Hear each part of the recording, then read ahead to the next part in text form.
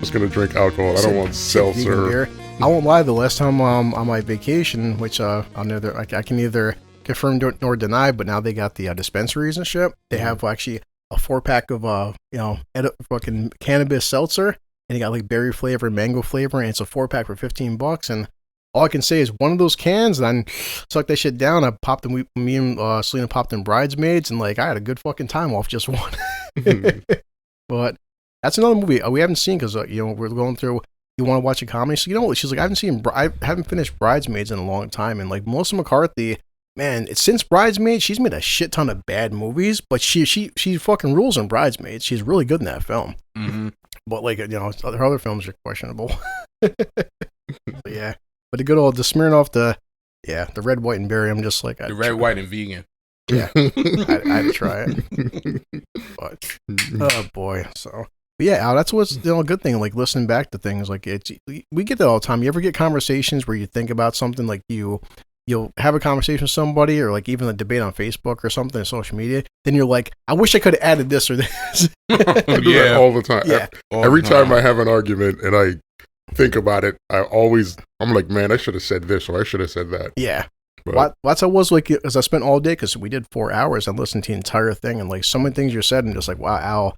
That's why I miss Al being here for, because like he's modest like anybody. It's like, I don't say the most intelligent shit, or I'm kind of this and that. And I'm like, man, you were breaking stuff down. I'm like, damn, I started getting me like philosophical and shit, like with the whole thing. I would have to re-listen to it. I don't think I got that deep. Like I listened to it today, but I'm just saying the basic thing was this. Why I told you, I tried looking at things from all angles. Mm-hmm. But the way Al was explaining the vaccine and the mandates, I wish if more people explained things the way he did, I think a lot more people would be open to ideas. But it's just there's so many extremists on everything. Even like politics. Al is probably one of 2 people I've ever fucking met where I can talk politics all day because he's not an asshole about it, And he like said, Carlton, my mother, huge Trump supporter, and Carlton's a big Trump supporter. But even mom's just like, I can talk to Al about Trump all day and not feel like he's being an asshole to me. It's like, and that's rare nowadays, and not just politics, but anything. Like with the vaccine, like just there's so many extremists on every issue now. It's fucking bad, man. Mm-hmm. So, it really is just like these situations nowadays. It's like even what I was saying with fast food. It's just like it's the way you talk to people and present yourself. Like how many people, if you just say, listen, I made a mistake, I'm sorry, I'll fix it, I apologize. That's all most people fucking want, and just Exactly. Everybody's so angry and judgmental and fucking pulling out guns and shit. Just goddamn, man. So did I send you that thing? I had a video on my phone. These 2 guys got into an argument. I don't know what it was about because I didn't see the whole thing, so I don't have any context. But it's just the one guy sitting in his car, the other guy sitting in his car. They're yelling back and forth. So then one guy hops out of his car to go confront the other guy. The guy shoots him. And I'm like, you should have just drove away. Like, what did you have to prove at that point? You're in your car, he's talking shit. Oh, well. But it's crazy. I hate to see shit like that because it always feels like it didn't have to get to that place. No, there ain't no reason for somebody to die over an argument when you're already in your car. You should have just said, man, fuck you, and drive off. Yeah, I mean, we've been saying for the longest time, like, whatever happened to, like, one of my favorite quotes ever is, whatever happened to, like, can't we agree to disagree? That's it. Most people put feelings before facts instead of facts over feelings. That's why many make decisions like Al said. Yeah. See, logically would have been to drive away. But he was like, I feel like shooting his fucking head off. Yeah.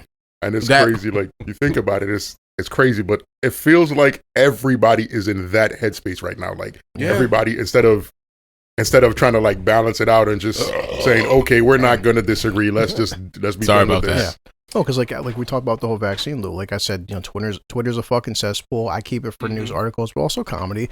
Like we said with women, and Al made a good fucking point that there is, the human species is so fucking complex, and like there is millions of people that for whatever fucking reason aren't taking the vaccine for medical reason, which is fine. And like I read an article like this, a mother, she's like 4 or 5 months pregnant, she dies, she wasn't vaccinated, and the people like, oh, this fucking stupid bitch should got fucking vaccinated. And like I was saying, well, you don't know why this pregnant woman wasn't vaccinated for it. She had her medical reasons, and I read like from like a lot of women would say like, there's a whole like they most times they don't want you fucking even catching a flu shot, a cold, drinking fucking. There's a whole list of things they don't want pregnant women doing, and just as a mother. They were showing her social media posts beforehand, and she's just like, I'm still waiting and doing research. I'm just concerned, but like, or just that people have autoimmune diseases, or they have different, like, whatever. There's a million fucking things, and there's exceptions. But if more people were like that, it just, yeah.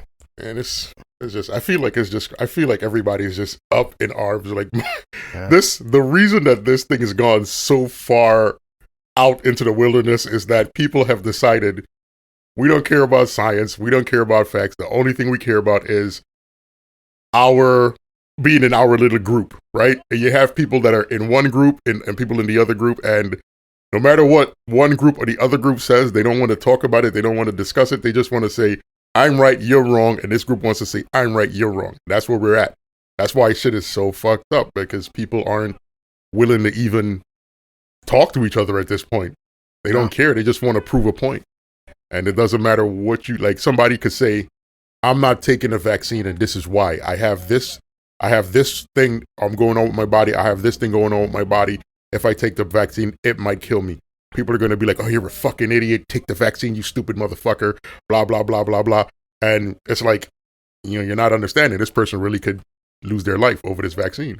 On the flip side of that coin, you got people on the other side. That's like, here's the reasons you should take the vaccine for the people that aren't going to die from it. There's like, here's the reasons you should take it. Here's the science behind it. These guys are like, nope, don't want to hear your science. Don't want to hear what anybody got to say. I will go find some information online to verify why I shouldn't take the vaccine.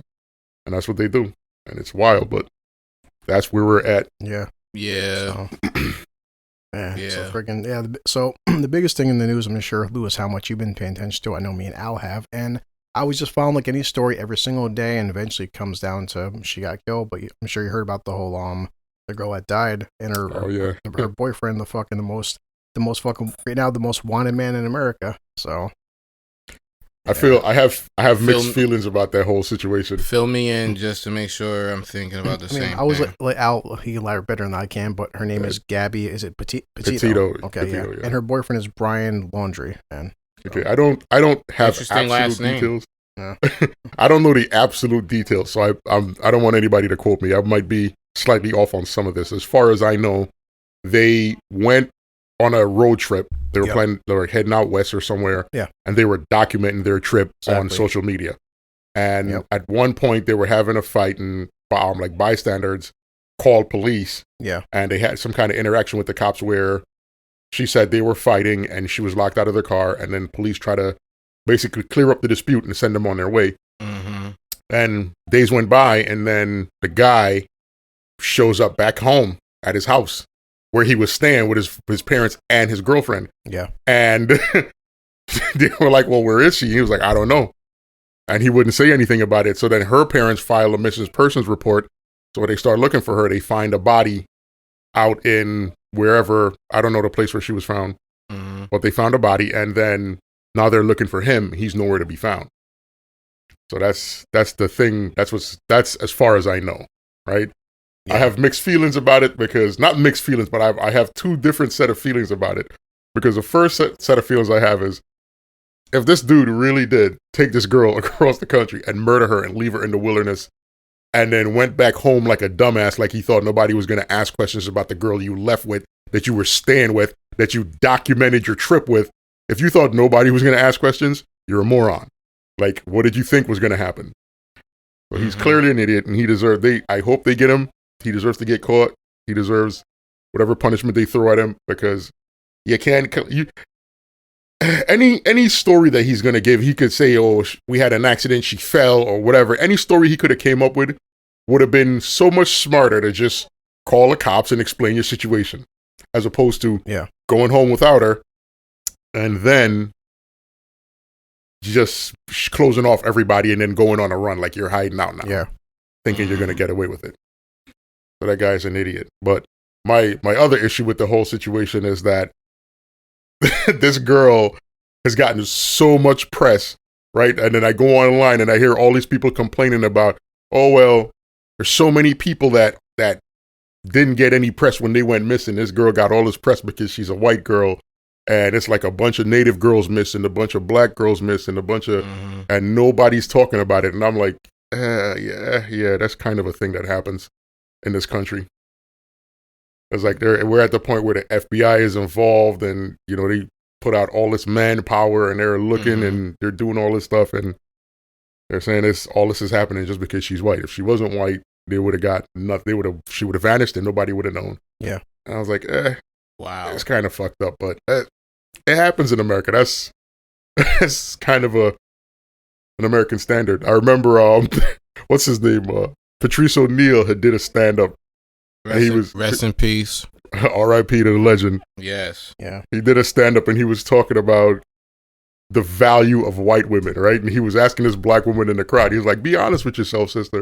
If you went missing, how long do you think they look for you?" And the girl goes, "I don't know." He was like, "Yeah, that's it. That's about it. Like, you don't know." He was like, "White women's lives are valuable." I was like, "Wow, it's it's fucked up, but it's a true thing in America." Yeah. At the same time, though, no matter how you feel about it, the reality of it is, no girl deserves to be like murdered and dumped in the fucking wilderness without any regard for her life. Like, nobody deserves that. Right. Yeah. I'm very glad you brought that up, Al, because I did want to talk to you about that, because that was a big fucking article that was popped up. But her body was found in Wyoming National Forest, and that's the thing. It's just like, well, read more about this. They did pull the body cam footage for the one cop that interacted with them. Apparently, he had a bunch of marks on her. No, he had a bunch of marks on him that allegedly came from her, and she was markless. But then, of course, I'm reading people are like, well, I guess they may or may not have had a history of domestic abuse and stuff in the past and shit with him hitting her. That's like, which leads to a lot of speculation about if he killed her or not. And like Al said, I mean, there's if by any counts you were innocent, the fact that now you're on the run, and apparently now his parents kind of like said before the cops get to him, they kind of like snuck him out of the house and kind of helped him get away, which it's his parents. But like you must have some fucking, if you're innocent, then you would have to have the best story in the history of the human race, because I can't see any evidence doesn't point to between the fucking abuse, the cop interactions, and your history, both your social media fucking posts and shit. And like Al said, the fact that you just returned, you were documenting the entire fucking thing, and I know where Ham's gonna come home, and where is she? I have no idea. Hold up a second, and then her body ends up fucking. First, it wasn't. Yeah, they found a body that matched her description, and they were waiting, and of course, DNA evidence and stuff confirmed it was her fucking body. So it's like, and now everyone's looking at you, and you're like, now you're on the run. It doesn't make you look fucking good if you're on the run, bro. The thing is, that's the crazy thing is, like, once you go on the run, all credibility is gone. Like, there's nothing you're going to say that anybody's going to believe. So he's in a position where even if something happened to her accidentally, like even if that really happened, nobody's going to believe it. Like, he put himself in a bad place he just took off and he's gone missing for 6 days. He's not talking to the cops. That's a wild situation to put yourself in. Right. Yeah. So he'd have been so much better just coming home. Not even coming home. Like, if whatever happened out when he was out in Wyoming, he should have tried to get in touch with the local police out there. Like, something happened. If something happened, I'm giving him the benefit of the doubt by saying if something happened, because I'm going to tell you, I honestly believe he killed a girl and just decided to try to pretend nothing happened. Yeah, I mean, based on the evidence in their history, that seems like most likely the case. On top of if he turned himself, like you said, turned himself in, like you were saying, it's a different situation, but he didn't. So there's a reason you're on the fucking run for. You remind me of that dude, that Vandersnoot dude. What was his name? Something Jordan Vandersnoot, whatever his name was, that killed Natalie Hollowell. Wow. And they couldn't find her body anyway, so he was suspicious, but they couldn't pin anything on him. Yeah. Then he got with that other chick, the Peruvian girl. They went on vacation together. Then he killed her. Yeah, the way he killed her was so stupid, because obviously he killed Natalie Hollowell, but he disposed of her body in a way they couldn't find her. And as long as they couldn't get that body, they couldn't pin him with anything. This other girl, he killed this girl in a hotel room, turned the TV on, put a do not disturb sign on the door, and left her dead body in the hotel room. Mind you, this hotel room has got cameras all through the hallways. So they see him and the girl check into the room. They go in the room, the doors close. A day goes by. He comes out of the room, or I don't even know how much time went by. But I know when he was leaving, they saw him come out of the room by himself, carrying luggage. Wow. And he leaves the TV on, he leaves it, and then they said that one of the housekeepers tried several times to go to the room, but the do not disturb sign and the loud TV made them stop. And then eventually they said, we got to go in and see what's going on. They go in there and find a dead body. And that I was like, yo, that's crazy because this dude is a killer for real. And they just was letting them slide. Yeah. No, I thought about that on the way after work and with you guys coming over. It's like I was reading up that this was from New York Post, but other articles saying that the headline is critics claim missing white woman syndrome has overshadowed these missing persons case. And of course they show, like I said, women of different ethnic backgrounds. And like, that's something I figured none of us have the free time to do this kind of research, but like, who knows how many, if this is fucking true or not, like what the actual numbers are. And there maybe is truth to it. I can't fucking debate if there isn't. I know, like I've seen, somebody was pointing articles saying like, you know, her case also could be attributed to the fact that like, it was so like I was saying, it was so fucking profiled because like they were documenting everything that gives police a very good track record to track where she was going and shit. And they're over social media. But I've said this before, and this is, it's like with the media now, we all know that fucking the media loves to stir the pot. They like to cause controversy. And seeing a situation like hers, like this is a 22-year-old girl who had parents and loved ones and friends and family. And I would say, like, you know, God forbid, if anything ever happened to my 14-year-old, I wouldn't want anyone in the fucking media touching my situation because as a grieving parent, the last thing you want to hear about is a dick measuring contest. You know, it's like, I'm not saying of course, like, I think any of us as any decent human fucking being, when I see like a missing on my fucking phone, a kid was shot, a kid's missing, a kid was kidnapped. The fucking first notion in my head isn't like, well, it's a white girl, I care. It's a black kid, I really don't care. It's just like, all I see is missing kid. It's it, or a kid got shot. But the media definitely fucking loves painting it out to me like, you know, it's only important that depending on how they want to spin the narrative and shit. True. You know, and that does bother me because like, just imagine being a grieving fucking parent and like, you know, you hop on whatever, Facebook, Twitter, something, and someone's just like, well, your kid's death may have been important, but in comparison, and the last thing you want to hear is comparisons. You're like, my kid just fucking died. You know, it's like, I don't need to hear fucking comparisons or numbers. And if somebody shits on your kid's memory, you're going to find this motherfucker and do something. Yeah. Oh, yeah, absolutely. Here's the thing. I agree with you to an extent. I agree with you to the extent of if it's my kid and my kid is dead, then I don't want it. Give me space to grieve before you come at me with all the extra bullshit, right? Yeah. But if my kid is missing and I don't know that they're dead, then I want all the fucking media coverage I could get. Yeah. I want everybody looking. I want every stone unturned. I want every corner checked. I want every shadow brought into the light. And the thing is, the thing that aggravates some people is that if you're a black parent, you're a Hispanic parent, you're an Asian, you're a Chinese, you're, you know, Native American, your people goes missing and nobody cares. Nobody gives a fuck. Yeah. Like it's like you go to the police and they tell you, well, we can't do anything until 24 hours. You come back in 24 hours, they tell you, oh, we're going to do everything we can, but they don't really do anything, you know? And that's the shit that's frustrating because if my kid is missing and I don't know that they're dead, then I want something done. And when nothing is being done, then it's frustrating. But if my kid is already dead and I know that, then I don't want the press involved. I agree with you 100%. Right. Yeah.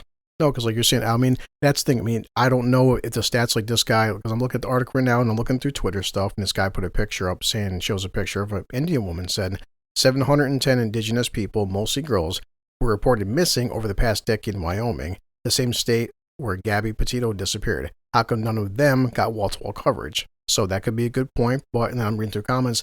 Thing is, being reported missing and having a body found that was dead identified is two different situations. It's like the media coverage seemed like it picked up a lot more once they found her body and shit. And now, of course, this guy's on the run. So, I mean, I said, I have no fucking idea. I'm not a news outlet. Al could be 100% right. Maybe it's like, maybe fucking beautiful blonde hair, blue eyed white girls do get covered more. But like you said, as a parent, like, you know, if I had a child that was black or say, you know, the last thing I'd want to hear is, I'm sorry your kid died, but, you know, compared to the Asian kids or the Hispanic kids, that's the last thing you want to fucking hear. It's like, who is comparing numbers and shit? But it's the media. It does seem like, you know, why are they so fucking hell-bent on dividing us over this shit? And I mean, I said, this is the reason that's happening is because the media is a reflection of us, right? And we are divided. Like, we are more divided now than we've been. You know, it's insane how divided this country is right now. And the media is just a reflection of us. That's all it is. You turn on any news outlet and depending on what party demographic they fall into, you could literally listen to the media commentary and you could tell who falls where. Without, like, I could come in here, I could turn on CNN and Fox News, and without telling you which is which and blindfolding you so you can't see it, just let you hear what they're saying, you could tell who's who. You could tell what affiliation they're with, because that's where we're at as a nation. That's where the people are at. We the people are very fucking divided right now. Yeah. And they're like, the news outlets, as fucked up as they are, and as much as we like to try to hold the media accountable, the media at the end of the day is a business, and they're just based on ratings and making money. So they're going to say whatever they got to say to get people to tune in. Yeah. And that's what they're doing. And whatever the information they put out just helps to keep us divided. That's all it is. I mean, reading through some of the comments, I'll ask you, Lewis, your thoughts on this, because it's like you said, I tried looking at, I mean, it's what's up the, what are different fucking reasons and stuff. Like one guy was saying, it's like, this is happening with like a lot of white families because their parents and stuff and their friends, they're very more vocal, and they're hounding the media a lot more than other ethnic backgrounds would. Not sure how true that is, but, you know, there are people who voice things out and it still gets swept under the rug. Yeah. And how he mentioned about the media, a lot of the media has lost sight of their journalistic integrity, because there's stuff that is worth discussing and it don't hit the main headlines, and the stuff that is should have been just like, okay, we could talk about this for a little while, let's get back to the main stuff, gets talked about a lot. More than it needs to be. Exactly. Yeah, someone kind of commented like almost what Alex like saying, this guy's like, come on, we've all taken a fiance at some time across the country, took her car back home without her, and after 10 days of no contact with anyone, when police arrived saying nothing, totally normal. Why would anyone think that's suspicious? So, yeah. What? Yeah, I mean, it's just, yeah, it's probably a fucking, because, I mean, I mean, how often do I see missing people's articles pop up, and is our young white girls covering more? Possibly. I mean, I can't prove it. I'm thinking about it now. I could say that I feel like it goes beyond the media and everything. Well, the media definitely plays their part, but it goes further than the media.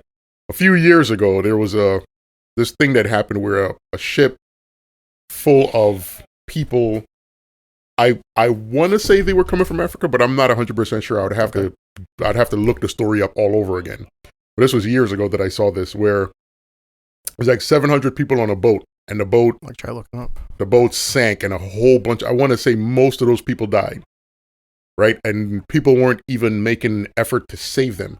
And this one guy did this whole segment about the reason that those people died is because they weren't white. He was like, I can't imagine in this day and age anybody letting a boat with 700 white people sink and die. Is this the Mediterranean?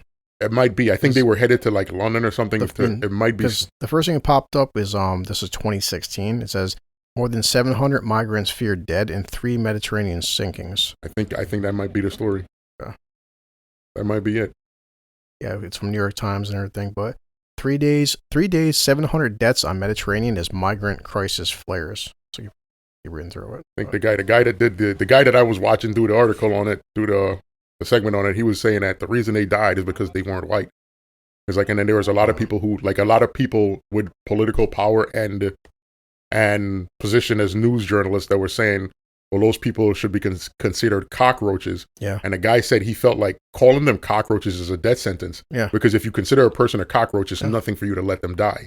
Because like if it was a boat full of white people, there was no way they would be labeled as cockroaches, much less people letting them die.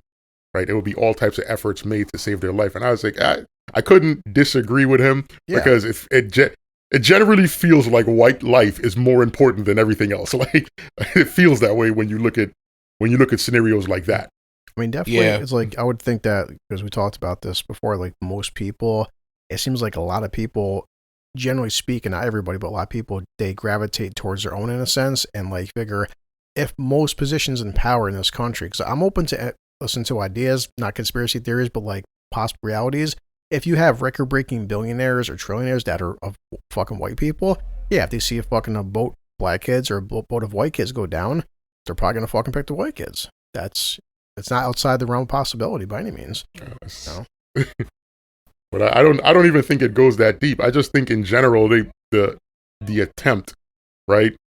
Like in almost every first world nation, the attempt to save lives that aren't white is minimal. Like it almost doesn't exist, right? And it's a thing that's been happening for so long. It's almost like this is the normal. Yeah. It's the standard of how business is done. It's like if somebody, like if I, I mean, I could go on forever, but I'll stop it there because it's too in depth for me to try to discuss it. Yeah.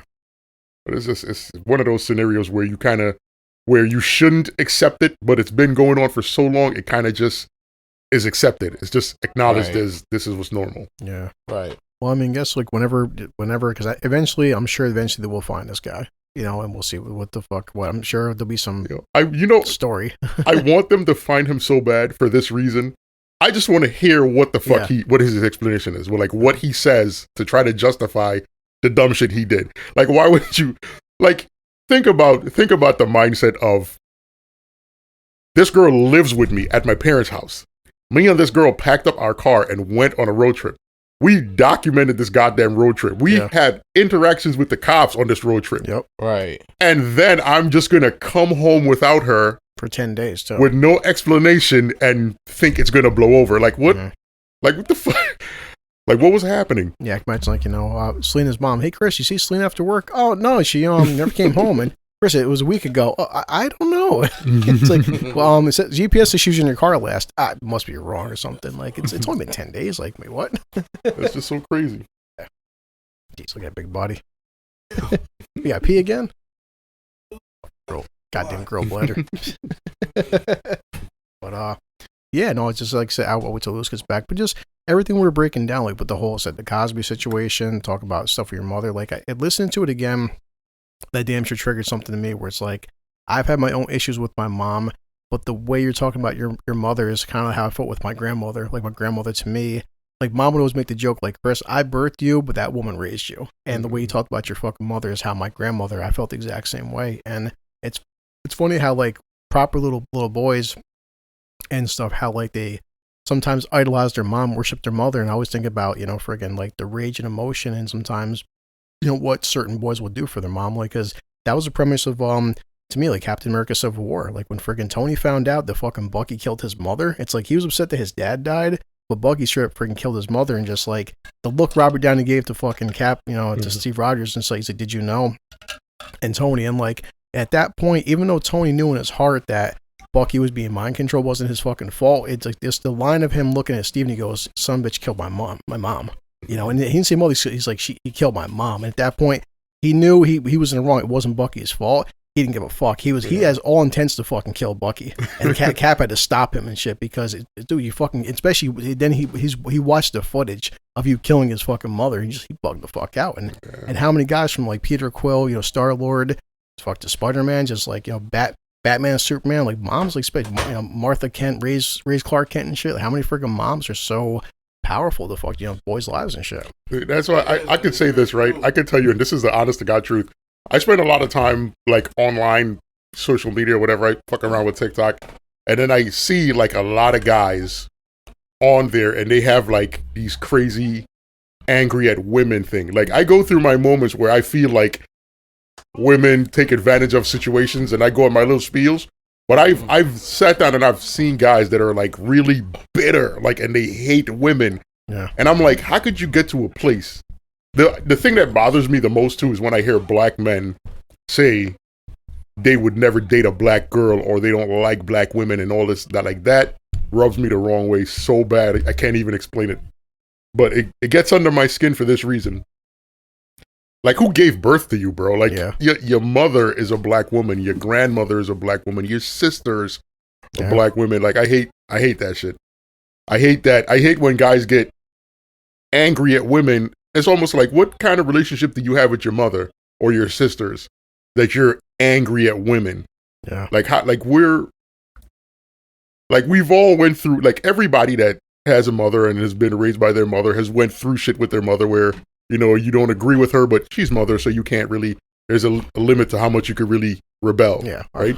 Every guy butts heads with their sister. She's your sister. You're not gonna beat her up, but you're gonna you're gonna have arguments or whatever. Yeah. Right. But at the end of the day, that's your family, man. That's like my sisters and my mother. I could tell you this, and this is the thing for me with my mother that it makes me know I'm never gonna violate my mother under any circumstances for this reason.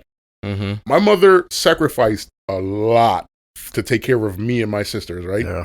And it wasn't like I was a baby, so I didn't know. I was at an age where I was actually aware of things that my mother had to go without and give up on so that I could have a pair of shoes to go to school or clothes to like go to school or food to eat, like, or so she could pay the bills so we could be comfortable. Like I was aware of it happening.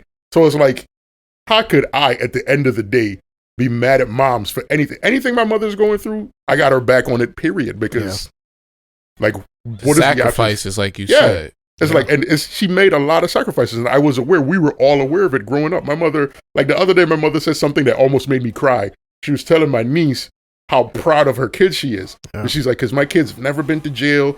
They all work a job. They all own houses. They never been on the system. Like she was like listing all these things, and I was like, I never even thought about stuff like that. Yeah. But it's like, she was like, I made sure that they knew what working hard was, what the worth of working hard is, and this and that. Right. And I'm like, my mother did a damn good job raising us. Like my pops, he did his thing, but my mother's who really sealed the deal for us. She's the one who.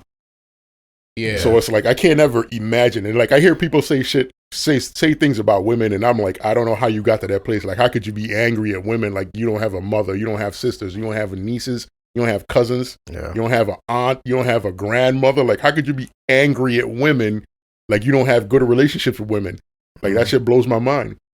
Or even the hypocrisy people go through. It's like certain people, like they'll cuss out somebody's freaking mother or cuss out their sisters or treat women a certain way. But when it's your sister, your mom, boy, the tables turn then. Well, absolutely. I'm going to be hypocritical right now because there have been moments in my life where I cussed out people's mother. But I could say this in my defense.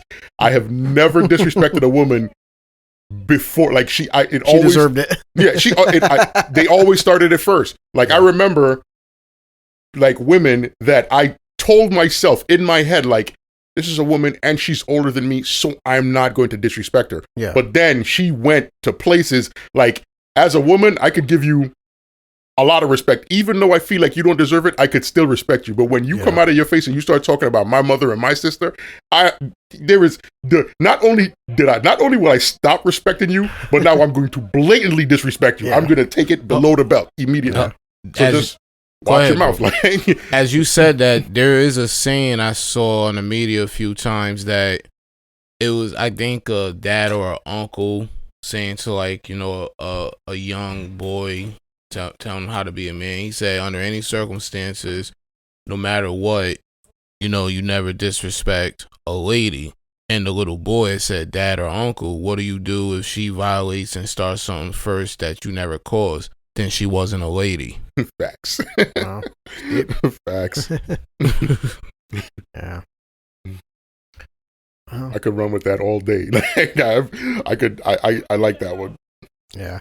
I mean, you're saying, Al, it's in different family types, but we come different angles, like, because you're like, more the younger version, and I was opposite because I was the oldest. So it's like, I'm the oldest and only boy, so I had a certain level of, like, wanting to protect my sisters and shit. But even if, like, you're the oldest or youngest, if you're the only boy in the family, you still feel obligated to, like, protect your family and shit. It's a fact. At the end of the day, you know what it is like, I say this and people think it's weird, but I'm overly possessive of my family. That's what it is. Like, I don't want anybody to feel like they have any kind of space to violate my family, right? Like, that's just what it is. Regardless, they're older than I am, but at the same time, they're still mine.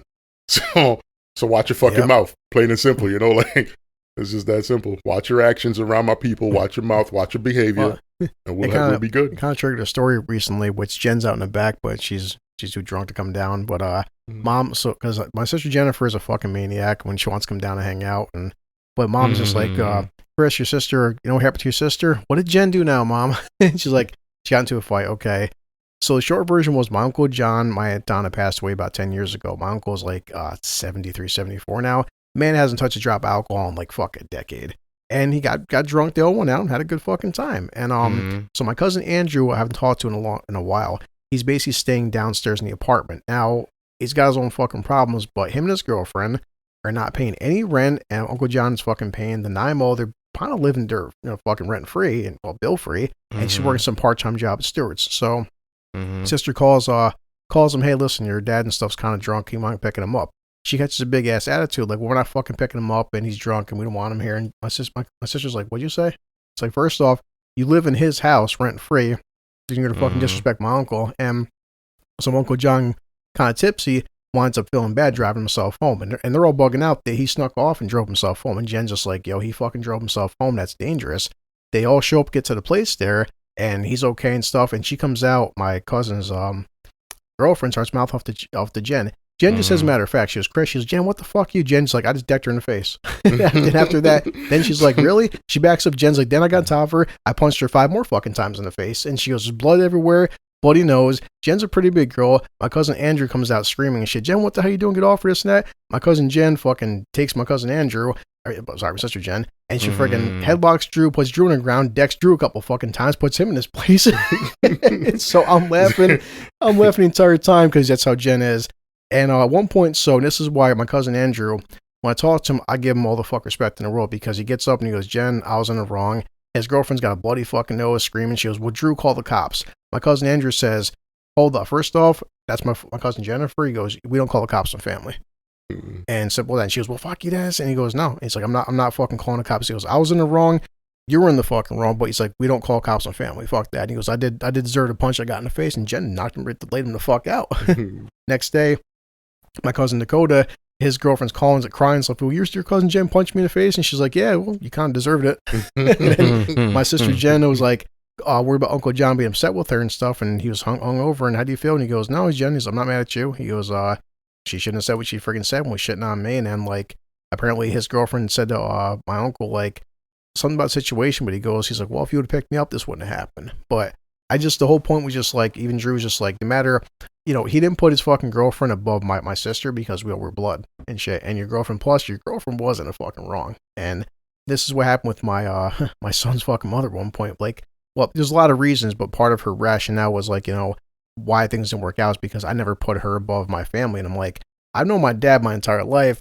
I've known Junior since he was 2. I've known about my mother forever and shit. Like, you don't come before mom because I knocked you up, sweetheart. Like, you don't come before dad or my sisters. You are, and then would be replaceable. It's like, we didn't fucking work out. The only ties we have is that little fucking boy, but like, you'll never come before my fucking mother. Come on. You know why it's hard? Like, a lot of people say, right? I've heard this a lot said throughout my life, that when you get married, you're supposed to put your wife above your mother and above your family and this and this and that. I've heard people say that.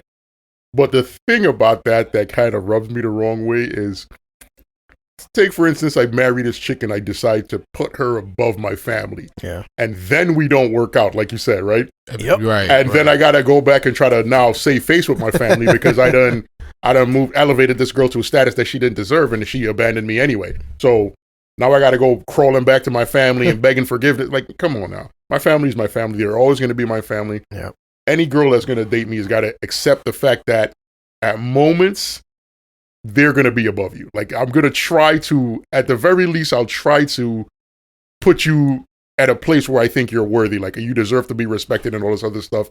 I'm not going to always choose them over you, but in a lot of scenarios, they're going to come first, right? So accept that. It's like if a girl told me that she has a close relationship with her father and her mother, and she talks to them often and she spends a lot of time with them, I'm not going to all of a sudden jump into her life and be like, well, I'm your man now, so that whole family shit is done. Yeah. Like, you can no longer communicate with your family. Like, that's crazy. Like, no, I would never do it to you, so why should you do it to me? Like, you got 2 types of elements that human beings live amongst. Some have the gray area, but for the most part, usually one is one or the other. Some is aware of it, some of them not. Amongst us, we would probably be considered resolvers, regardless of the ego, the flaws, the shortcomings, or vices in our being. A resolver is the type where no matter what their limitations, positive or negative, are, they're willing to put them aside. Like, hey, Let me see what adds up with reality. and it helps everyone, including myself, even if I'm going through the most shit myself. Now y'all ready for the second one? The speculators. Where a resolver tries to go through life no matter right or wrong through what makes sense, adds up, and evidentially credible, logically. A speculator likes to play the guessing game. Even though we all guess at times, is part of being human, but when you trying to live up to every step of the way, just second guessing, or because your feelings are real and legit and think that's what adds up, that's the whole thing. We all got feelings, but those feelings got to add up to what is. Because this is where fact and truth comes in being totally different, even though they both involve being real. One lets you be comfortable where what the credentials are, aka comfort zones. The truth doesn't need no support when it comes in the room. It's like the king of the jungle. It don't need no support to defend what it claims. It claims itself. And because we are surrounded in a modern age where a lot of people are filled with ego, instant gratification, oh, this is my truth. Those are the ones when you bring the truth to them, they feel some type of way, even when they know what you're saying is correct. Like, in other words, a resolver is open to criticism, where a speculator is terrified of criticism. For those that don't get what is being said in this episode, a resolver is like, I didn't think of it like that. Thank you for telling me that from that perspective or giving me that sense of correction. Thank you for that. While resolvers are thankful for feedback or criticizing feedback, a speculator is more like, who the fuck are you to tell me how to move right? But yet, think about it. Those that's listening in the three wise kings I'm saying that's on this episode. How many people we know that says, where is the people I can count on that? But they try to X out the fact that what plays a part of being someone you can count on means they're going to tell you some shit you may not want to hear, but it's actually worth elevating your potential that you're holding yourself back from. It's people are fucked up with, like, I mean, I love talking about my baby mama drama all day. Right. And Al knows a lot about this shit. And, recently, because we're going through this thing where my son, and I like this where I keep saying, I'm not going to yell at her. I'm going to let her just dig her own fucking grave. Because the more she keeps treating my son like shit, he's just resenting her more and more. Of course. Before you continue, how I said resolver speculator, just saying this, the floor is yours after this millisecond. Where you're a resolver, even if there's indifference involved, you try to go for what actually keeps the peace and all that. It sounds like your kid's mom is not just a speculator, but a chaotic speculator. It could be. Oh, that's an understatement, bro. Oh, I know I'm being modest and all. I'm just putting it out there. A chaotic speculator, but yes, asshole could fit in that too. Like, chaotic. See, a speculator already got these tendencies, but when you got a chaotic speculator, or how the bros say, aka an asshole, that's like a person who will try to argue with you just for the sake of arguing. Or you, like, for example, to show you how bad or miserable some speculators could be, or the degree, they will try to argue with you the fact you try to appreciate them and do right by them. Who the fuck are you appreciating me and shit? Wait a minute, is that what you asked for? You try to talk back, bitch? What? The level of confusion that creates. Right. What are you doing spending time with our kid and he's all happy and shit? Isn't that what you want, a good parent? Oh, God. I got that recently. You do that's like, a chaotic speculator.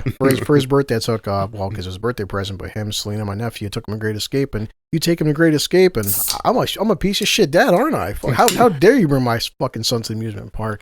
But he told me, like, over the weekend, like, this new guy that she's dating, the biggest thing that pissed me off was the past few months been constant problems with this new boyfriend she has, and to the fact that when she said this to me, I almost busted out laughing in her face. And I wanted to cuss her out. It's just like, she's like, well, I was like, our son, whatever, your last fucking boyfriend died, or fiance, I even talked about him in the podcast. I said the guy was nice. He was kind. I talked with the guy plenty of fucking times. Never had an issue. New dude's a fucking piece of shit. Easily. And I said to her, whatever is going on with you and this guy, our son is really pissed off, and you are really making him more and more angry. And her exact words to me was, well, it's not his business who I date. And I said to her, and I said, yes, it the fuck is. First off, he's your son. I was like, I'm fortunate enough that Christian loves Selena and Selena loves Christian. If my son did not like my girlfriend, that would be a very deep conversation I'd have to fucking have. Probably a red flag. Not saying on Little Bro's part, because I've said this before in one episodes, or maybe I didn't. But anyways, usually you can tell a lot about a person who you bring into the home based on how the animals, the infants, and the toddlers respond, because they're the purest version of us human beings, because their innocence is so vibrant and attached. They're able to see things in its wholeheartedness. So if they see someone who is the shit, you're like, yo man, you cool, you trustworthy, come and play catch with me. And if they see some bullshit, you just what the fuck you doing here for? Exactly. Why are you talking like that? You only 6, so Yeah. I know what you here for. You want some bullshit and you ain't good for my dad or my mom. What the fuck you doing here? Yeah. You want me to throw this frisbee at you? Well, that's what I'm saying. As a parent though, it's like, the mistake you make is like you never sit there and look, if you want some dick or pussy, it's one thing, but like you don't put fucking somebody that's replaceable over your kid. Like he's, listen, bitch, you got fucking pregnant, you decide to have this child until the day one, either he dies, you die, he's part of you. That's it, And so as much I love Selena, if something bad would happen where dad, I don't like her anymore, I can't stand her, that's going to become a problem. Like maybe time to move on then. And I'm fortunate enough where it didn't happen. And then part 2 of that was recently, she's been fucking dating this guy all of 6-7 weeks now. She tells my kid that, well, we have to treat him like he's family. And I busted out fucking laughing. I'm like, first off, I said, I've been dating Selena for like basically 6 months now.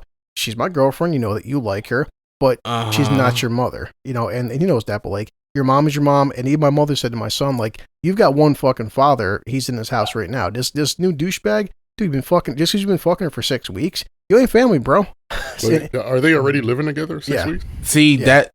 Oh yeah, he moved in like fucking like that. Well, they got a new apartment now, and of course, and it's been funny is every single day my kid, he's stealing money from her, he's arguing, and he keeps mouthing off to my kid, and now this is why I'm going to family court for, Ladies and gentlemen, you see where the point's been proven about resolvers versus speculators. Speculators move on instant gratification. Yeah. How you wrestle in the sheets with someone for 6-7 months weeks. My bad, bro. 6-7 weeks and saying you got to consider them family. Yeah. That shows that's a person that's not just impatient, but that's a person. How I said they move based on speculation. They put feelings before thoughts. Yeah. They put impulse before the possibility of consequence, good or bad. Impulse is a good word there, because I want to, like, what would, on average, people with kids usually say, if I'm dating a new person, I'm going to wait a while before I bring this person around my kid. Yeah. 2 reasons. The kid might not be comfortable with the person, and the person might not be comfortable with the kid. Before you introduce them and create a volatile situation, you kind of wait a while, and then you ease them in slowly. But she just jumped in. She's 6 weeks in, got to treat him like family.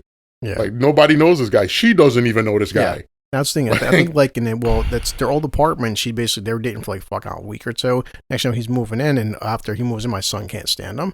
And that's what my mother was saying. Mother was like, just exactly what you said, almost verbatim. Is just like when you introduce a new person to the equation, you let your kid meet this person, get to know them. You don't 2 weeks in, he's moving in, you got to like them. And then when your kid doesn't like him, it's his problem, it's not his business. And I'm like, it's his business when you're moving him into your apartment and he's your fucking son. You're moving him into your son's space. Like, even if you and him get in this apartment, your son lives with you.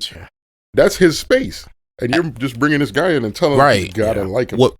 Another example, ladies and gentlemen, we just witnessed in this discussion, there's a difference between being physically present and physically involved. Big bro Chris, you being physically involved, you conversate and have interpersonal genuine involvement with little bro. you ask him questions. Yeah. You ask him what does he think when you around people you may be cool with, friendship or relationship alike, because you hold his feelings in accord.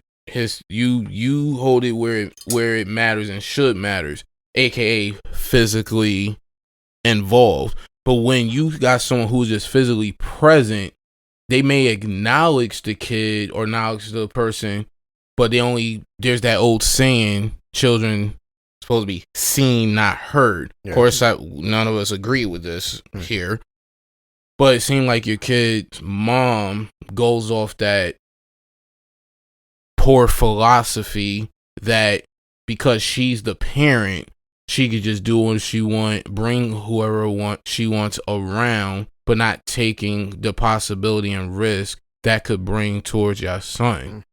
That's the whole, you are physically involved where she is physically present. She just think that because she may give him money or clothes, she's a good parent. Yeah.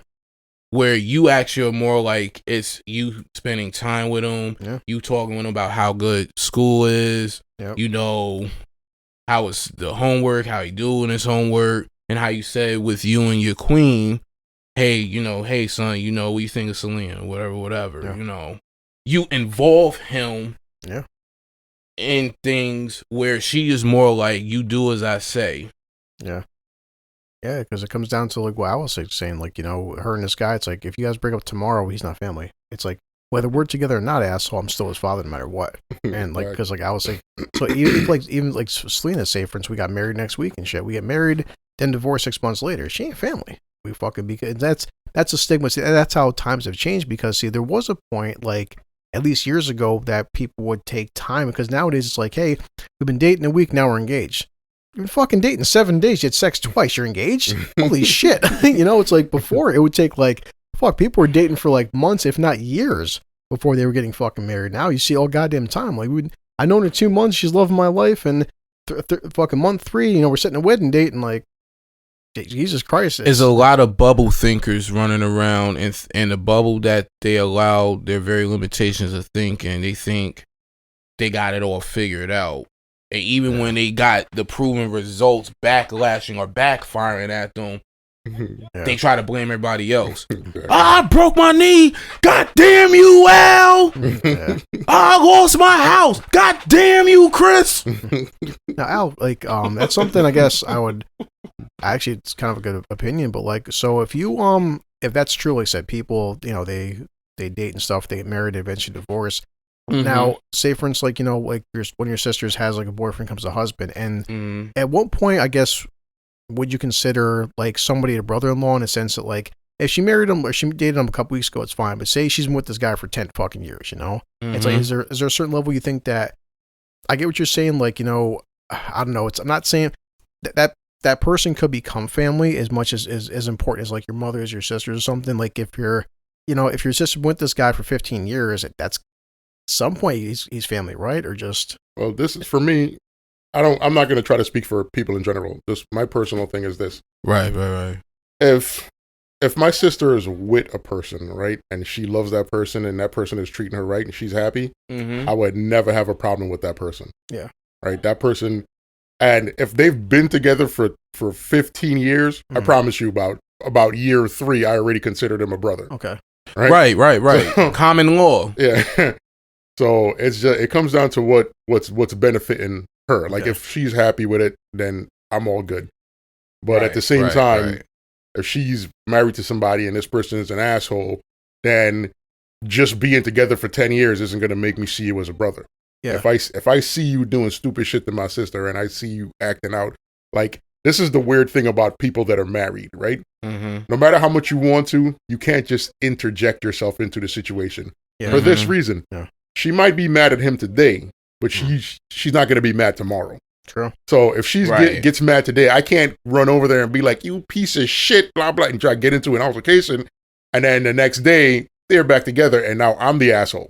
Right? So it's like, you got to play by ear. But for me, it's this simple. It comes down to what he's doing as a man, as a person.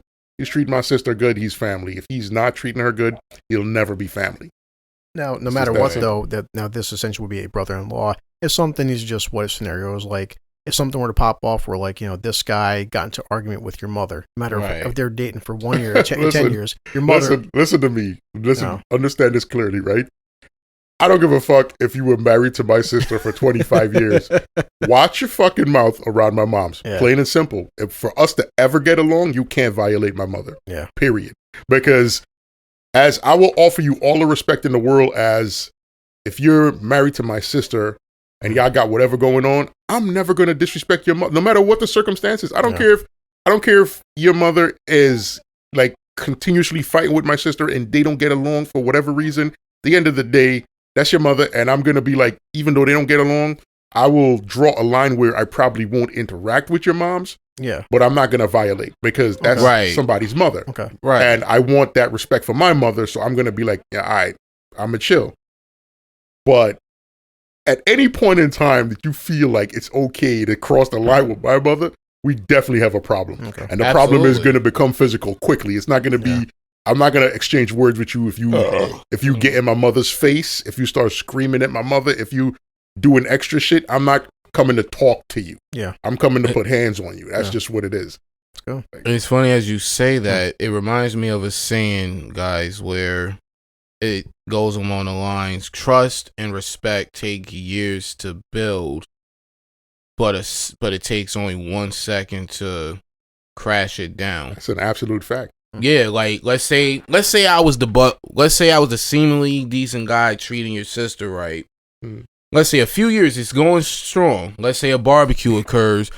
Let's say your mom may have said something out of line, but of course, she's mom. But let's say I decided to take it upon myself to set her straight. Yeah. I could still, there's a way of going about things respectfully, as we know. But let's say I went out of my way. I'm going to have like probably 20, 30, or 50 people surrounding me. What the fuck you say about mom? What the fuck you say about auntie? Exactly. Because the thing is what you said is, the key thing is there is a way to go about things. Yeah. Yes. If I have to interact with your mother, I will definitely be respectful, period. Like, I'm not going to... Right. There is no reason for me to try to disrespect your mother to prove a point. Like, it doesn't make sense.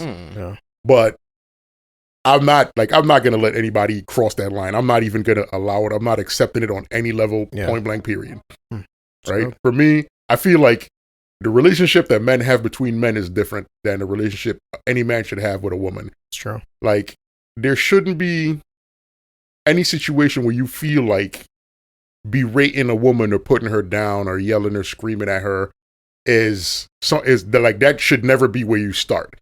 I'm not saying that circumstances don't evolve where you get to that place, but that should never be where you start. Two men, that's a different thing. I don't really have to know another man for me and this man to get into a fight, for us to scream at each other, for us to have it all. Like, I don't have to know, because we're men. We're both men. The same level of respect you have for me is what I'm going to have for you. So if you have no respect for me, accordingly. Yeah. If you don't have any respect for me, I have none for you. If you respect me, I respect you. So we interact on a different level. A woman, I won't ever feel like I have to prove a point or prove myself to a woman to the point where I have to like berate her or yell at her or put her down. If I'm in an argument with a woman for any reason, I promise you, it didn't start at that place. It got to that place. Like, it's not like I'm just going to be like, oh, this bitch, I got to show her something. It's never going to be that. Yeah. It's always going to, it'll definitely be something where it elevated to that place. And I'm the type of guy, when it comes to women, when it comes to argument with women, like most of the women in my life will tell you this. I will walk away from a woman before I let her egg me into a place where I'm angry enough for it to get physical. Like, I would never... let myself get to that place. The minute I feel like, because this is the weird thing with men, right? Mm-hmm. With a dude, when you have any altercation with a guy, you always know when this is going to be a fight or when this is just going to be a thing where we're yelling at each other. Like, you have that feeling. I've had a lot of situations where I had conversations, arguments with guys where I knew, this is just going to be verbal. Yeah. But then there's other guys where I know, nah, we already crossed this line. This is going to be a problem. Right. So it's like, you could tell, you could gauge the difference. With a woman, I never let it get to that place. No matter what's going on, as soon as I feel like we're at a place where my anger or my ability to reason is outside of my control. And I know why. And I know why you saying that, and why it holds such validity and ground and spot on standpoints. Because no matter how wonderful or in the wrong our feminine counterparts may be, we know even in the best or worst of intentions, they go off things emotional. Emotional. Even when they know we trying to just prove valid points, if we're dealing with a wifey, sister, auntie, cousin, whoever of the feminine counterpart side, even when they know our intentions is good, even in a disagreement, they gonna say stuff right, wrong, and different to see us react because they react. They want a reaction. They get mad and they because by nature they are reactive. They will definitely try their best to take you to a place where you're most uncomfortable. Like when a woman gets upset with you, she is going to say everything that hurts your feelings. Oh yeah. Like some women, like I have to say, like mature women that are, in their 30s and 40s or whatever.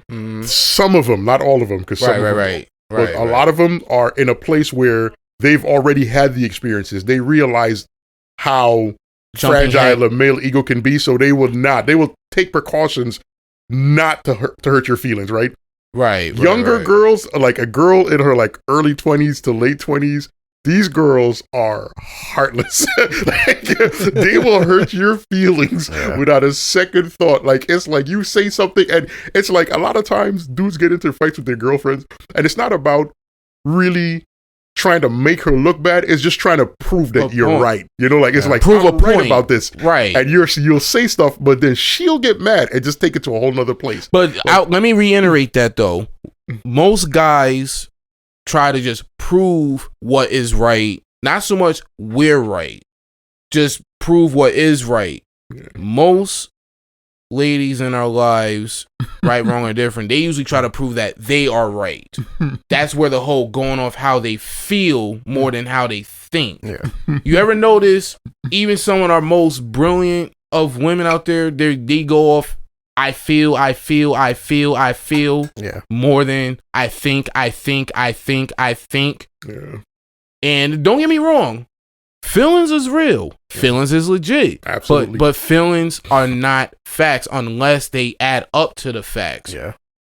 And us as guys, we have feelings too, but because of how we're naturally hardwired by default, we know, okay, I might be feeling this way, but let me see where it adds up. Some of us, because there's some guys that jump off the meat handle. Yeah, so I know a couple of guys is very, very impulsive. Like they react. Yes, absolutely, and that's why I was getting that. That's where it all comes in, being like who you are, being your own person, where you're growing at, where you're evolving and improving at, in your mindset, so on and so forth. Because there's some guys that can be more impulsive than women. Dead ass. The thing that's scary is that women always do it from a place of emotion, though, which is terrifying, because this is something that I've experienced myself, and I know many guys that have experienced this, right? You'll get into an argument with your woman, and she'll get mad at you, and she'll call the cops, because now she's angry, and she wants resolution beyond what the original problem was, right? Yeah.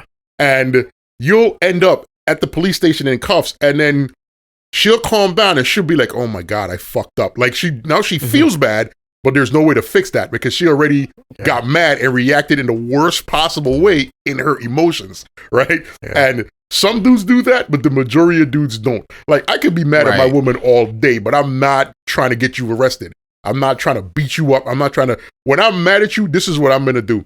Man, fuck you, bitch, and walk out the house, right? That's where I'm at, right? Where her is different. Like, girls are different. Like, they will react completely out of character. Right. You in handcuffs, things are clear, but then you looking at your baby like you like, yo, I didn't mean that. Yes, you did. What do you mean? I didn't mean, you got me arrested for cooking the omelet wrong?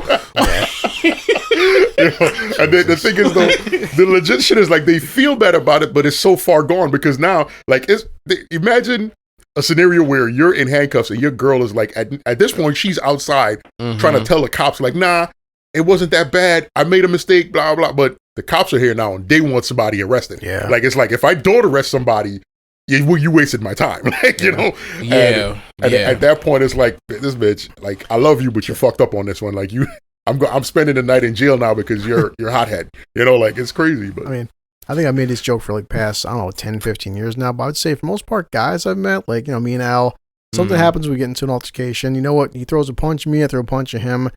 For the most part, for me, 9 times out of 10, you know what? Take one on the fucking face, shake hands. At the end of the day, we probably wind up having a beer together, you know?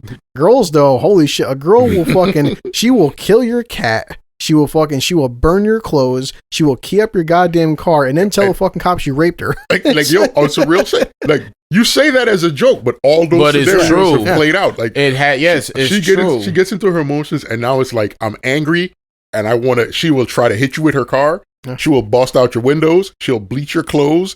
She'll burn some of your shit. She'll go to your apartment, break a lot of your shit. What happened to Fluffy? Like, you know, she'll kill your dog, everything, like all that shit. Like, the minute they get upset, and then it's like, after the fact, when they calm down, it's like, fuck, man, maybe I went too far. Yeah. It's like, damn, like, it was no need for all that.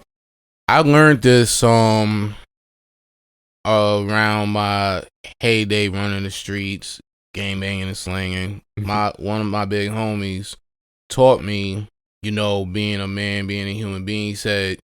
He said having men and women as a foundation, whether it's in friendship or more intimate scales, is a beautiful thing and can also be a static thing. And I was like, what do you mean? Because he said the reason why we can do with each other as well as without is because where most of us guys just want to live to be happy, despite if we're right or not, women want to live to be right, despite if they right or not. Yeah. And once I didn't get it at first, but once I started going through my trenches of experiences out there in the real world, I'm like, oh, damn.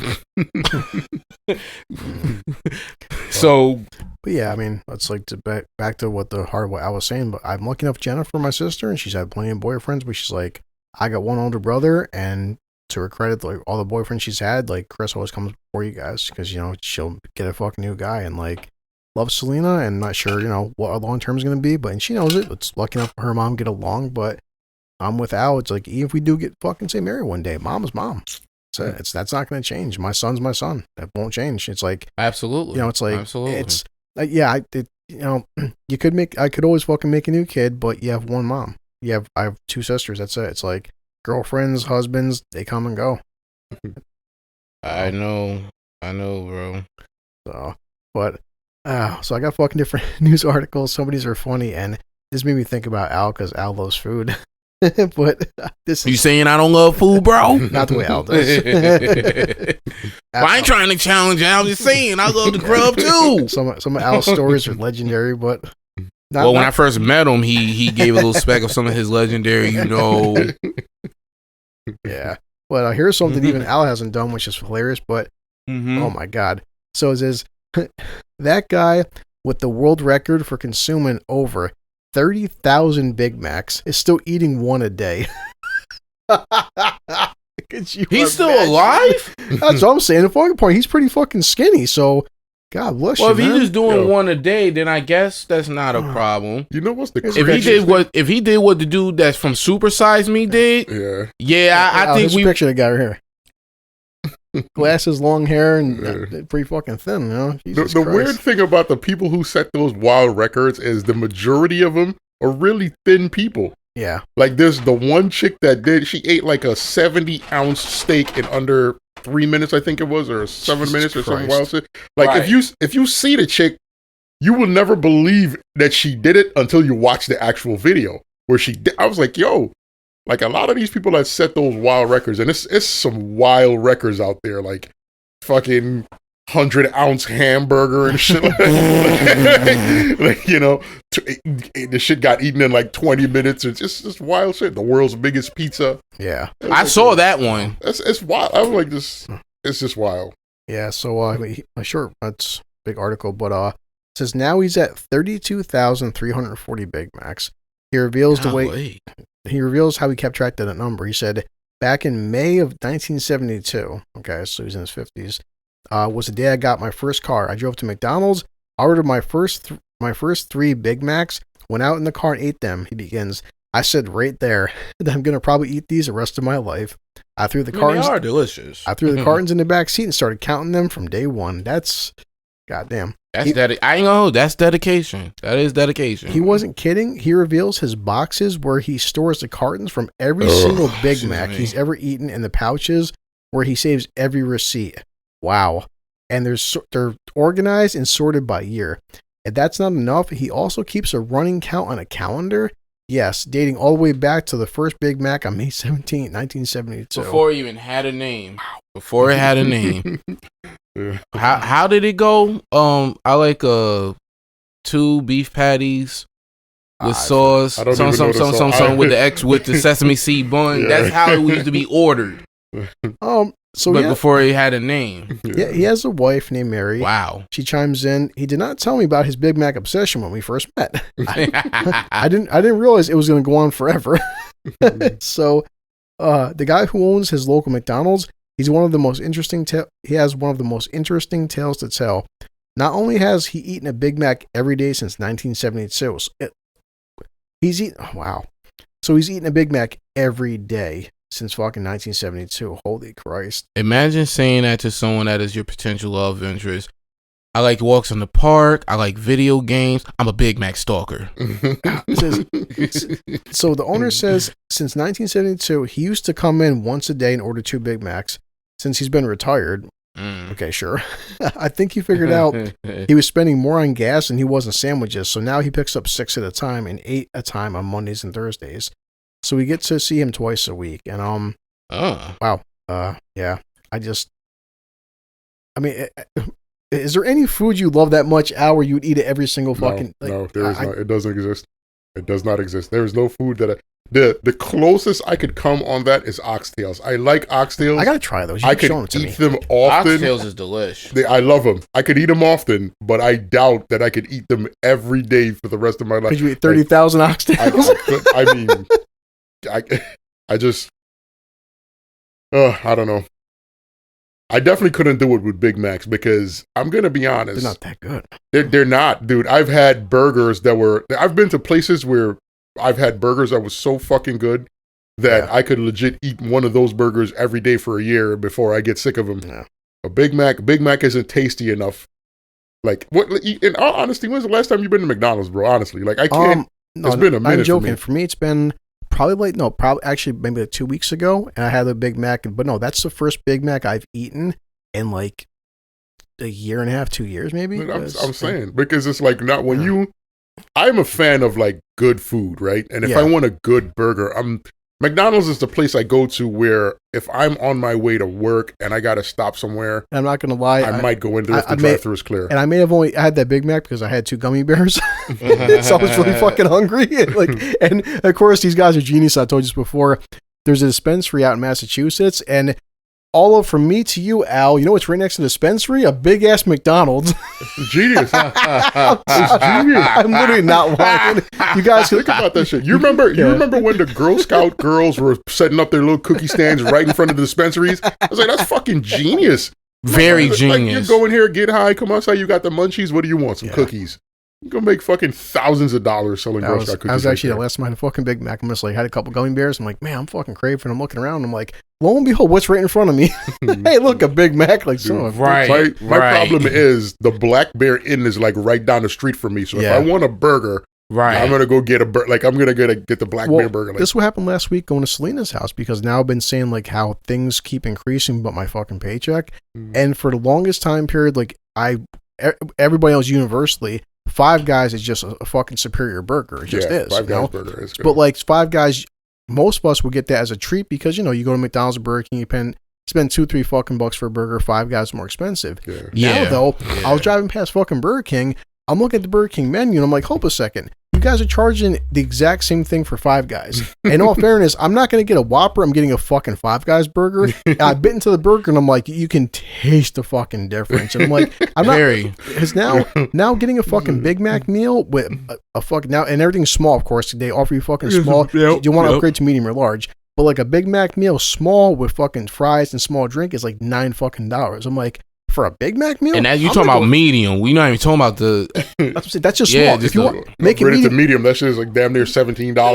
Right. Yeah. And I'm like, for that fucking price, I'm gonna get a goddamn Five Guys burger. Might as well go to Five Guys. You're gonna spend like $22. You're gonna get a burger, fries, and a drink, and it's gonna be delicious. And it's gonna be and it's hefty. Exactly. It's filling. And Five Guys, we all know it too. You tell Five Guys, hey guys, I want a large fucking fry. They put a cup, and then after that, they put about fucking 4 more scoops into that goddamn bag. The thing is, Five Guys is known. They're known for that everywhere they are. Like everybody that go in there, you order a large fry, you get more fries than you know what to do with. You got to eat fries, and then you got to find people to give fries to. Before you could get to your burger. Exactly. You're like halfway through your drink, and you ate the cup, and you're like, fuck, I got to give these fries away. Because if I don't, I have to throw them out. And then when I went to fucking McDonald's, I'm like, hey, can I get a medium? Sure, give me medium. So I get the medium fry and a fuck Big Mac. I swear, I look at the fucking box. The box is half fucking empty. I ate fucking like 9 or 10 fucking McDonald's fries, and I'm like, why am I hungry? Where the fuck's the portions at, guys? It's getting to the point where it's not even worth going there because you don't get enough food. They charge you a whole bunch of extra money. The lines are long as fuck now. It's no longer fast food. You're not gotta stand in line for hours. It's been that was always a stigma, was fast food's fucking quick and cheap. And also and you knew what you're fucking getting. Like no one ever fucking bought a McDonald's double cheeseburger and expect you know what you're getting. It's now fuck, man. Speaking of which, actually, this popped up. Which have you ever tried? I'm sure you guys ever tried the Grubhub and stuff. Now, how Grubhub does like McDonald's and Burger King and fast food and shit. Like, I've heard about it. So I haven't tried it yet, but so someone put down from the Daily Dot that I purposely never accept McDonald's. Drivers are slamming fast food chain after TikTok shows restaurants flooded with delivery orders. A viral TikTok video showing a McDonald's counter overcrowded with orders has sparked a conversation about the difficulties of delivering fast food. This is what happens when you take 45 minutes to make one order and no drivers want to collect it. So it says, the video has been viewed more than 500,000 times since it was posted. And they're saying that according to users chiming in, this is a standard for McDonald's. And many customers say it's not worth the wait. Problem is that even if the drivers do accept the order, it's stone cold and the customer blames the driver. So always decline McDonald's orders. Another user added, they're rude. They always make the drivers wait 30 minutes. And says, what driver is going to wait 45 minutes just for around $6 for the fucking delivery? Yeah. So, there's a TikTok video they're showing. There's just like the counter's got fucking like just about like 50 fucking bags of just backed up McDonald's orders and and they're not picking up. And like, I don't know enough about Grubhub, but yeah, they're saying it's not worth it. And people are getting stone cold ass food. And that's the thing. Like, you're definitely going to blame the driver because who else are you going to blame? Like it. So I order from Grubhub every once in a while. Like I do occasionally. And my thing is if I'm on Grubhub, I promise I'm not getting McDonald's. Like I'm just not like, what's the point? like if I want McDonald's, like absolutely not. It doesn't make sense to me. If I'm on Grubhub and I'm ordering food to be delivered, I'm getting food from like a restaurant. Yeah. Right. Not a fast food chain. Fuck that. Right. So. Well, good old said scientists, and they're always making, sometimes breakthroughs are good, sometimes they're bad. This sounds pretty positive, but USA Today is saying that scientists, they created the world's whitest paint. They're saying it could eliminate the need for air conditioning.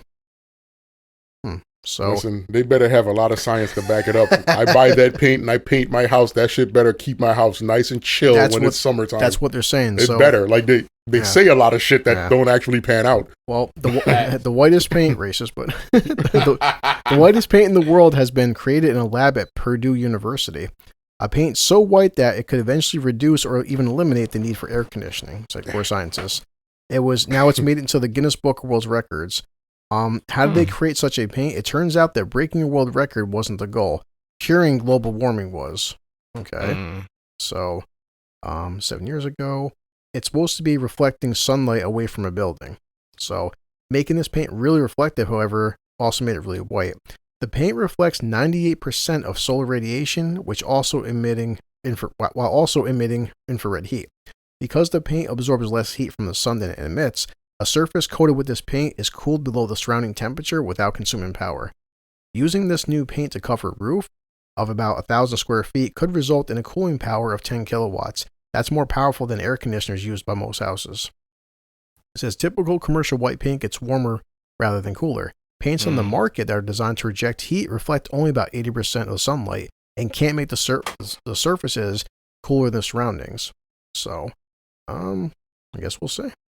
Is that paint only for roofing, or can you paint your entire building exterior with it? I mean, as of right now, they're testing it for roofing because I'm guessing that's where the majority of the sun's gonna be beating it down on you and stuff. Yeah. So, but well, give it time. So, shit, I coat my whole house in that shit, roof, sidewalls, everything. Yeah. Step into my house in the middle of summer and it's like 60 degrees with no AC on. Shit, that's the goal. Yeah. Well, I remember this was years ago after I popped up the article, but I was reading, actually, while still in jail, that this was in San Francisco and they were trying to make it more mandatory, but they were talking about like how you take one city and if you paint every house in the city, allegedly white, that people were studying like the temperature of the city went down by like 3 or 4 degrees or something because the entire city was reflecting the white and the sunlight and stuff.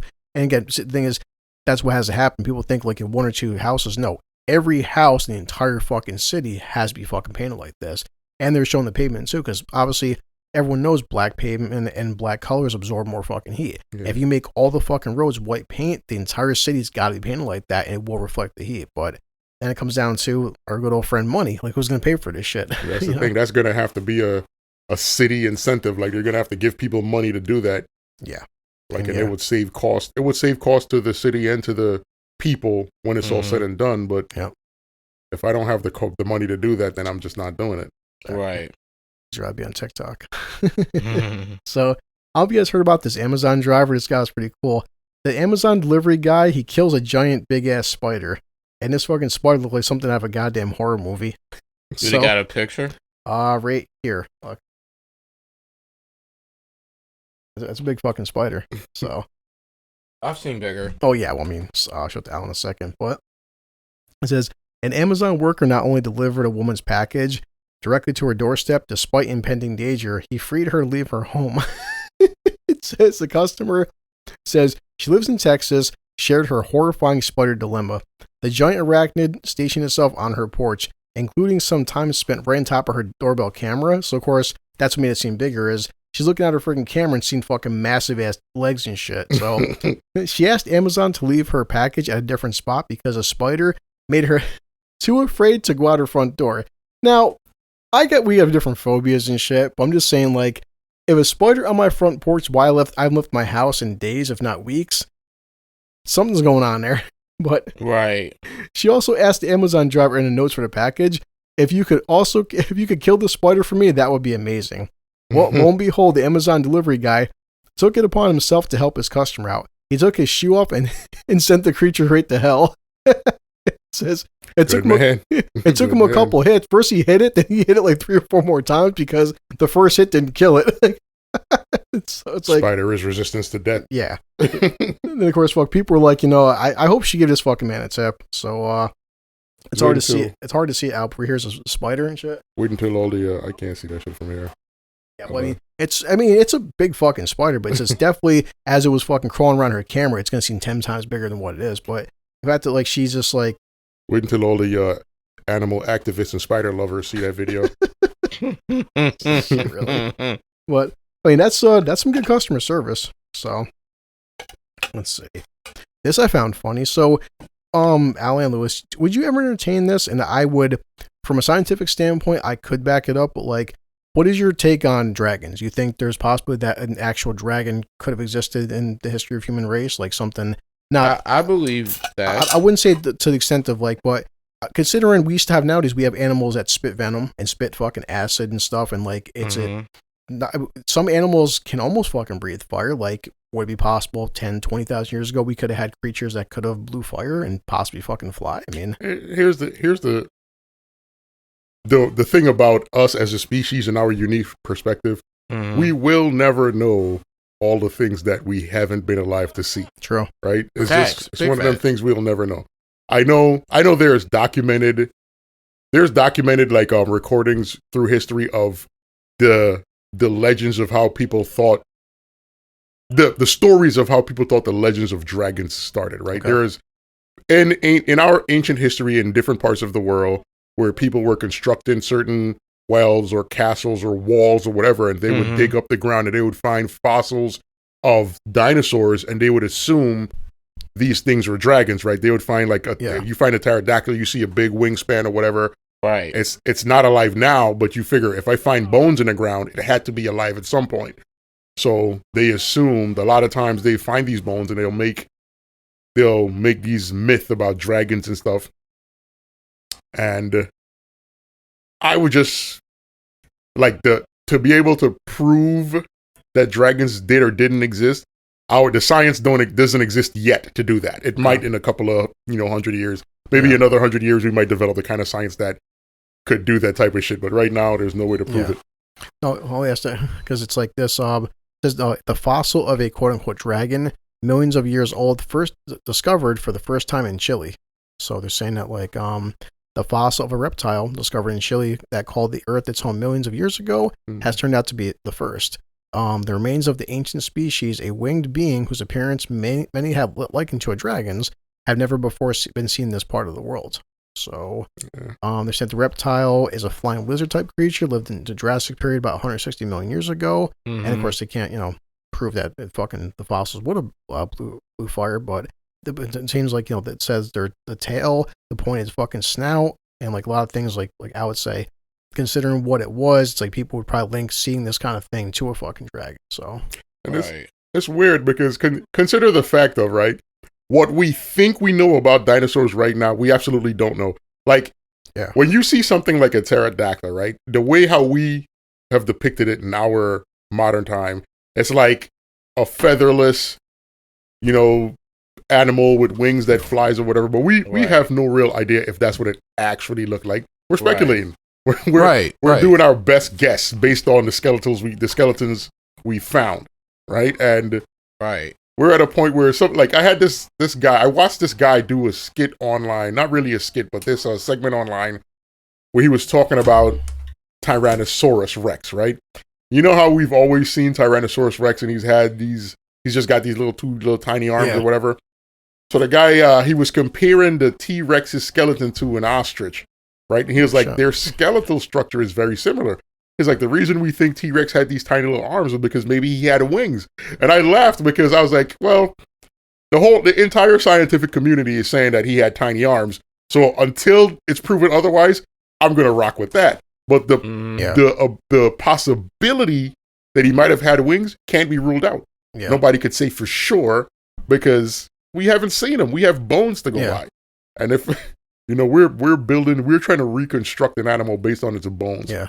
And we could, to some extent, guess what it might have looked like, but that's all we could do. I mean, I can only assume that, like, if they found a pterodactyl, they would have the bones, like, wing bones match connecting. So if they found T-Rexes, they found no kind of wings on their shoulders, they would assume that it's, plus I'm guessing, well, what they say, based on their fucking theories, if this creature weighed, like, 3,000 fucking pounds, there's no wings that could support that kind of weight.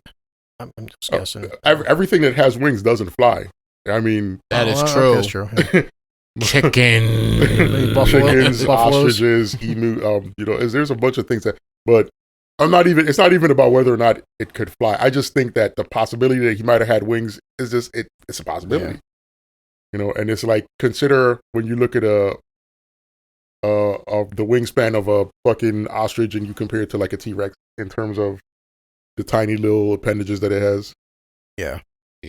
No, you're not wrong. So I found this very interesting. I'm always like up to like new scientific stuff, and like how many times I love even having Al back last week about if there's aliens out there, I want to talk to them and probably have sex with them maybe, but Listen, this is something that I swear to God I agree with them. I want this to happen more than anything else in my lifetime. I would love to meet a being from another world. Yeah. I would love to do that.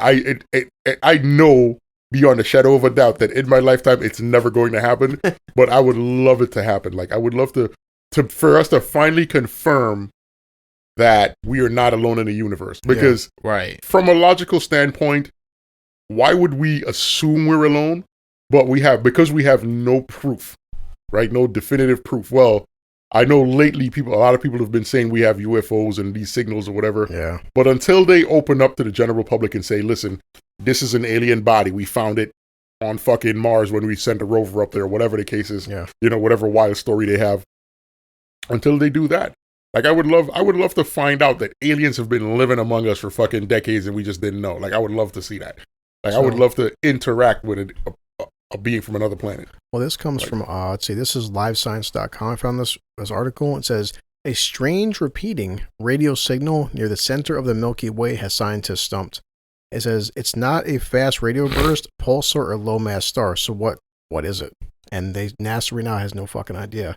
It says astronomers detected a strange repeating signal unlike anything they've ever seen before. So you know what's messed up about it is this, right? When they talk about the distance it takes, the time it takes, light to travel through space, right? How we calculate time, we calculate speed through light years. Sound travels so much slower than light. Yeah. So if that thing is coming from the center of the Milky Way and meeting us now, the sounds that we're getting now are literally millions of years old, right? So it's like we're hearing that sound. Like if that sound, like let's just pretend that we know for a fact it came from a life form in the universe that was sending signals out hoping to communicate. The sounds that we're receiving now were sent a million years ago. So if there really is life there, they've evolved into something else. They're smarter. Right. Their technology is better. Right. They're advanced. Right. And I just want desperately, like you have no idea how I want to meet life from another world. Like I genuinely like to meet life that isn't, I hope that they're nothing like us. Like, you know, I hope they evolve from like a fucking ant-like insect that fucking protects the hive. Not like humans that's fucking stupid and fucking segmented into fucking pods of groups of people that are doing bullshit. We've said that for the longest time. Like, imagine some kind of like bigger, like whatever species or being, or like they come down like, you guys are arguing over the amount of melanin in your skin. This is what you're killing each other over? Like, a species that's evolved enough to do interstellar travel, they would think we're fucking animals still. Like we have not evolved past being stupid fucking animals. Because we're at war over bullshit. We're at war over, well, I believe this guy is God. No, I believe this guy is God. That's what that's what we're killing each other for. It's true. Well, my skin is this color. Oh, well, my skin is this color. Well, we got to kill each other. You know, well, I'm from this part of the dirt. Well, I'm from that part of the dirt. So we got to kill each other. Like we're at war over bullshit. Like it's just dumb shit. Yeah. So I know I touched on her earlier, but so it's just like the short version was that signal. They've been studying it for 2 years, and it's been very deliberate in the sense that it pops up for a few weeks, goes away, pops up, goes away, pops up, goes away. So it seems like it's very deliberate. And like you're saying, it could be like, you know, a high, it could be a warning, it could be like, hey, we're gonna be there in 10,000 years, and you're fucked when we get there. Like, who knows, man? If you can hear this, we want your planet. So this came from, this says, listen, I'm not going to play the audio, but a 911 caller witnessed the guy Brian slapping and hitting Gabby, who died. It says, apparently he slapped and repeatedly hit his now missing girlfriend. So according to released 911 audio from a Utah witness made on August 12th, and then you can listen to it, I'm not going to. But so it's just searching for him, blah, blah. But I'm right on the corner of Main Street by Moonflower. I like to report a domestic dispute. The caller says the gentleman was slapping the girl. They ran up and down the sidewalk. He proceeded to hit her, and then they drove off. So, and since then, they're still looking for him. Yeah. I really want to hear his story, the story he's going to tell. Yeah. Like, I desperately want to hear his story, because no matter what the fuck he has to say, it looks bad. Yeah. Like, you ran, you came home, and you ran. Like, you've been home for 10 days without saying anything. And then when it came up that, hey, something's weird because she's not here, you ran, you boogied. Yeah, but now everybody knows you're suspicious. Everything about your actions is suspicious. I found this actually today, which I just found it's just something interesting, because what we know about the world and what we think we know. But, they said that they just found in Science and from NBC News that they found fossil footprints show humans in North America more than 21,000 years ago. Yeah, I saw that. Yeah. They was talking about they found a single footprint in some fucking mud. Yeah, and this goes from White Sands National Park in New Mexico, and ghost tracks. And yeah, it wasn't until 10 years later in 2016 they confirmed that the ghost tracks have been made by real people.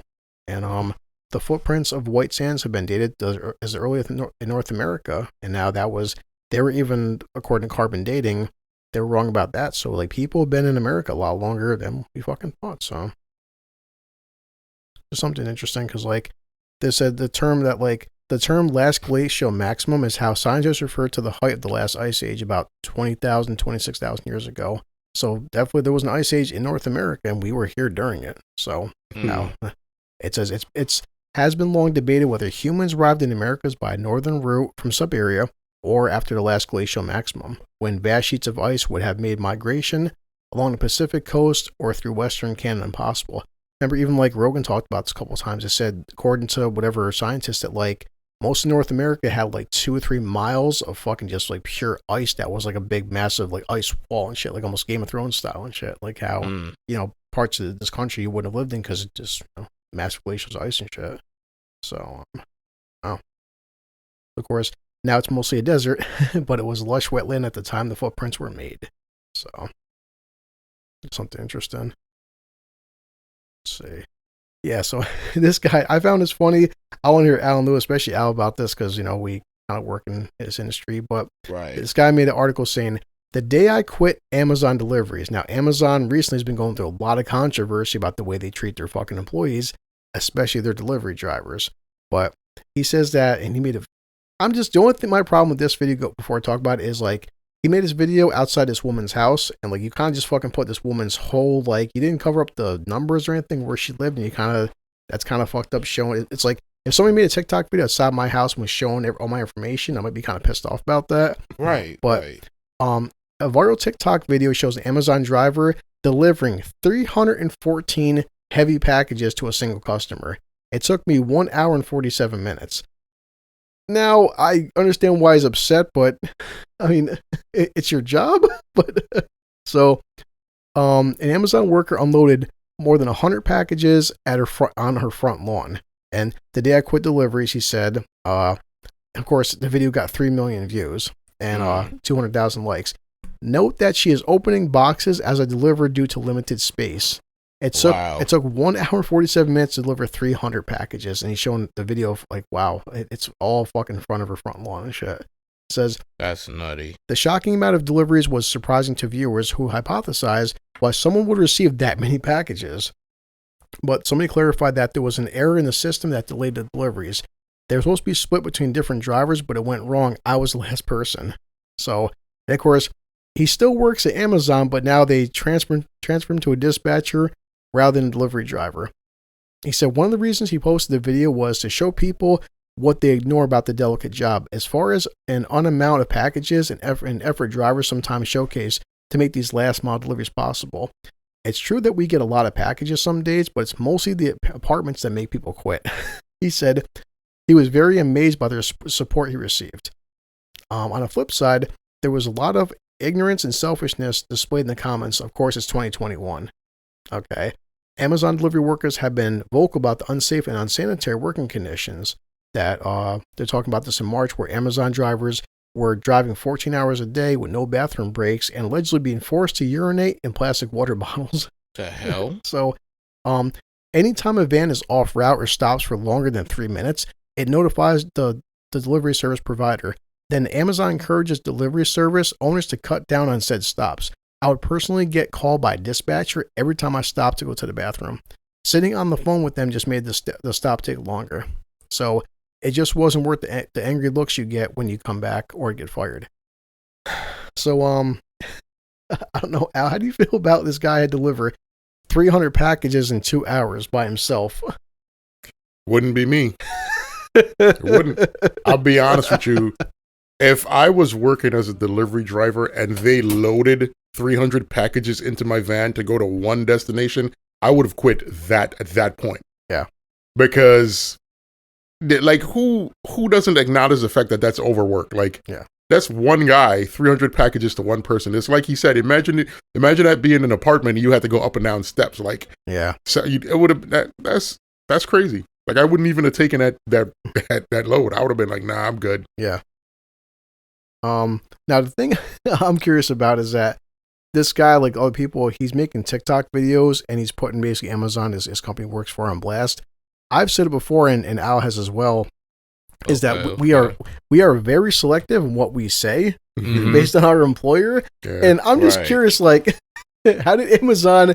How are some of these people still retaining employment? I don't know, because I know for a fact if we did that shit, we'd be out of work. I am like, just, I said, I am very careful what I post on social media in terms of my job. I'm just telling that right fucking now, because I've seen it just, so you made Amazon to be a bunch of fucking morons and stuff, and like they kept your job. But the thing is like, there's so many people complaining about Amazon, like all the employees, literally thousands of people, thousands of employees or ex-employees that have said the working conditions are bad.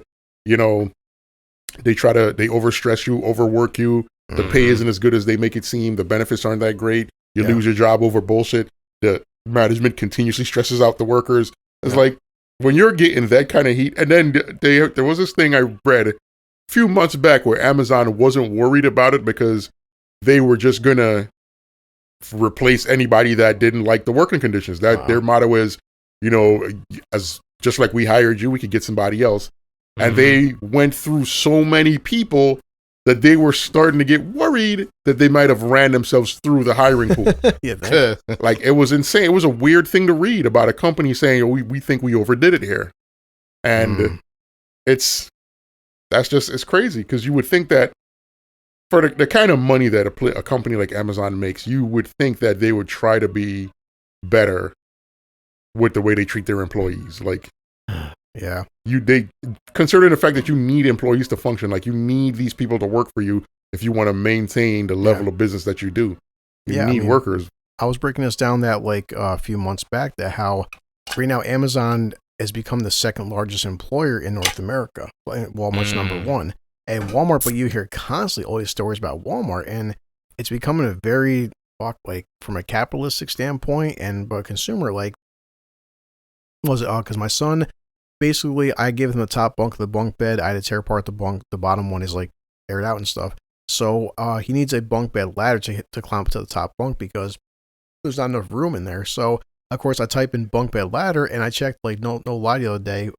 Drove around while I made some phone calls first. I checked 6 different furniture stores. Nobody had a bunk bed ladder. And of course, what do I do then? Hop on my fucking phone, Amazon bunk bed ladder. Within half of a fucking millisecond, bam, bunk bed ladder. You know, I type in bunk bed ladder to buy it. They'll be there by tomorrow. And, you know, like, and I told the guy, I stopped at one furniture store that was local up in Warehouse Row, and a guy had one bunk bed ladder, but it was part of the set, and he couldn't sell the individual ladder. I said, you know what, man? He's like, honestly, between you and me, he goes, yeah, just go online. I'm like, and you know what sucks, dude, is I purposely went out to this local store. I try to support my local business, and I wanted to, like, there's something I still am old fashioned about. I want to walk into a store, buy a product, give these guys money, support them, and bring the shit home. And unfortunately, from a consumer standpoint, I tried every furniture store in the fucking capital region. Nobody had a bunk bed ladder. Now I have to go to Amazon. And what's fucked up is, and it's a free fucking shipping thing, but click on the button, you got the 2-day, 3-day, next thing, blah, blah. Click on the fucking button. It's like 3-4 o'clock in the afternoon, tomorrow morning, hey, here's your ladder. Fucking holy shit, guys. Like, I was talking to Selena about that. Me and Selena, the same thing. I wanted to get an earpiece. I couldn't get this earpiece or some headphones anywhere. I checked fucking Best Buy, Walmart, electronic stores, nothing. So hop on fucking Amazon, 8 o'clock at night, clicking the fucking the earbud, be there tomorrow. 10 o'clock in the fucking morning, here's your earbud. Holy shit. It's like, so now I'm thinking to myself, well, there's also a reason, I mean, 8 o'clock and not clicking the fucking button, 10 a.m., here's your shit. And I'm like, wow. And that's because some assholes working 14-hour days with no piss breaks. That's the thing. You got guys that are working around the clock, and you would think that they would treat these guys better. These guys are literally the backbone of your company. They're keeping you alive. Yeah. They're keeping your company moving. Well, from a consumer standpoint, it's like, I wish, as somebody who works for a fucking living, all three of us do, I don't wish it upon anybody, but like, yeah, well, what do I fucking do? And like, you know, I tried to go local mom and pop store, and this was the biggest problem with Walmart. Now Amazon's becoming that thing. I want a fucking 10-pack of toilet paper, go to a corner store, it's like, hey, Chris, there's $20 for toilet paper. Hop on Amazon.com, $2.99. Well, and we'll have it there tomorrow morning. And I'm like, oh shit. And it's, yeah, I mean, this shit's becoming, and it's getting. It's the reason that places like Walmart and Amazon easily knock other people out of competition is because they're able to undercut them so much. It's like Amazon puts you in a place where, do I want to get out of my house, get in my car, burn my gas, go to the store and pay for an overpriced product? Yeah. Or do I want to sit at home and order it online and have them ship it to my door in 30 seconds? You know, and it's like when you think about it from that lazy standpoint, which I tend to do a lot, it's like, yeah, I'm going to fuck with Amazon. And that's that's the reason they're able to like undercut a lot of people. Yeah.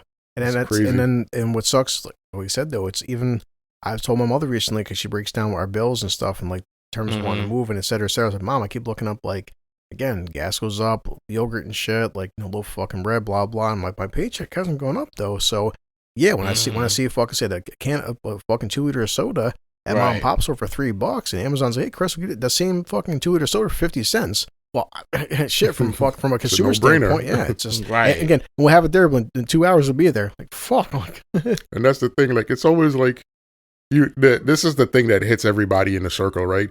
Yeah. When you have like the local mom and pop store, and they have to pay their bills as well. So when thing goes up for them, property taxes go up, everything is costing more money. Then they got to increase the price on certain products to make ends meet. But then you as a consumer, you're carrying that cost. So it's like you walk into that store and a loaf of bread is now $6. When I'm like, I could go to Walmart.com, get that loaf of bread for $1.50. Right. It's like, you feel bad about it, but at the same time, it's like, I need to make my money work for me the same way. Yeah. Right. Walmart's doing the same thing. Go to Walmart.com. My friend Mark, he said, Mark's just like, Chris, I don't have to go out anymore. I can go to Walmart.com, buy all my shit, pay a $2 fucking convenience fee at like noon by 2 o'clock, and here's your stuff, dude. Like, what? Like, $100 worth of groceries, motherfucker.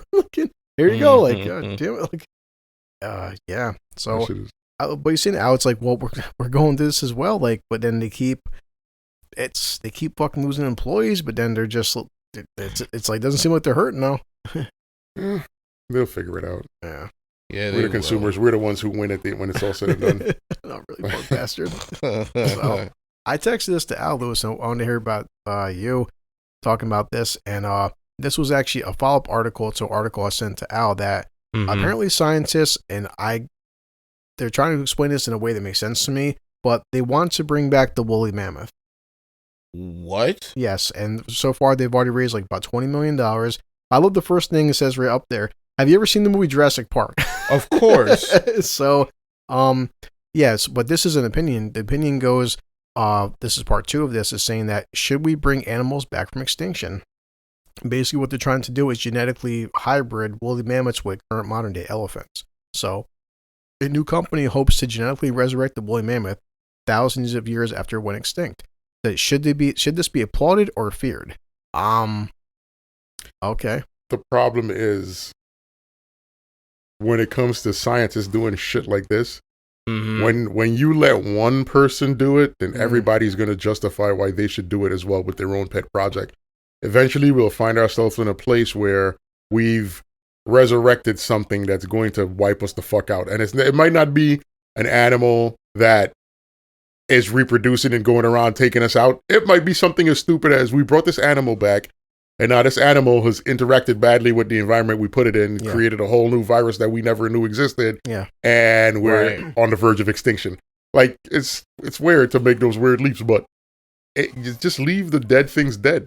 Yeah. Like, please, we have a hard enough time surviving on this planet with modern day animals that are passing sicknesses onto us that's fucking creating pandemics. Like, why would you bring some shit back from the dead? Nature selected these things for extinction for a reason. Like, leave them dead. Yeah. Right. So I wanted to read why they're doing this for, besides the fact that they can, but they're trying to justify it with scientific reasons. So, okay, they're going to edit elephant DNA, adding genes from mammoth traits like dense hair and thick fat for withstanding cold. The researchers hope to produce embryos of these mammoth-like elephants in a couple of years. So, just why though? Why do we need woolly mammoths back? So, is it? That's what I'm trying to figure out. So the company is obviously facing ethical questions. Is it humane to produce an animal whose biology we know so little about? Who, and almost like what I was saying, who gets to decide whether they can be set loose potentially to change the ecosystems of tundras in profound ways? So, what they're trying to say is, they're defending this, saying that, okay, revived woolly mammoths could help the environment. Today, the tundra of Siberia and North America, where the animals once grazed, is rapidly warming and releasing carbon dioxide. Mammoths are, of course, here's the key word, hypothetically, a solution to this. Today, the tundra is dominated by moss. When the woolly mammoths were around, it was largely grassland. Some researchers have argued that woolly mammoths were ecosystem engineers, maintaining the grasslands by breaking up moss, knocking down trees, and providing fertilizer with their droppings.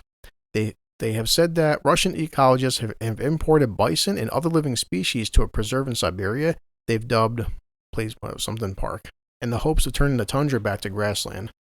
Dr. Church argued that resurrected woolly mammoths would be able to do this more efficiently. The restored grassland would keep the soil from melting and eroding, he argued, and might even lock away heat trapping carbon dioxide. I still think that, you're full of shit. But, yeah.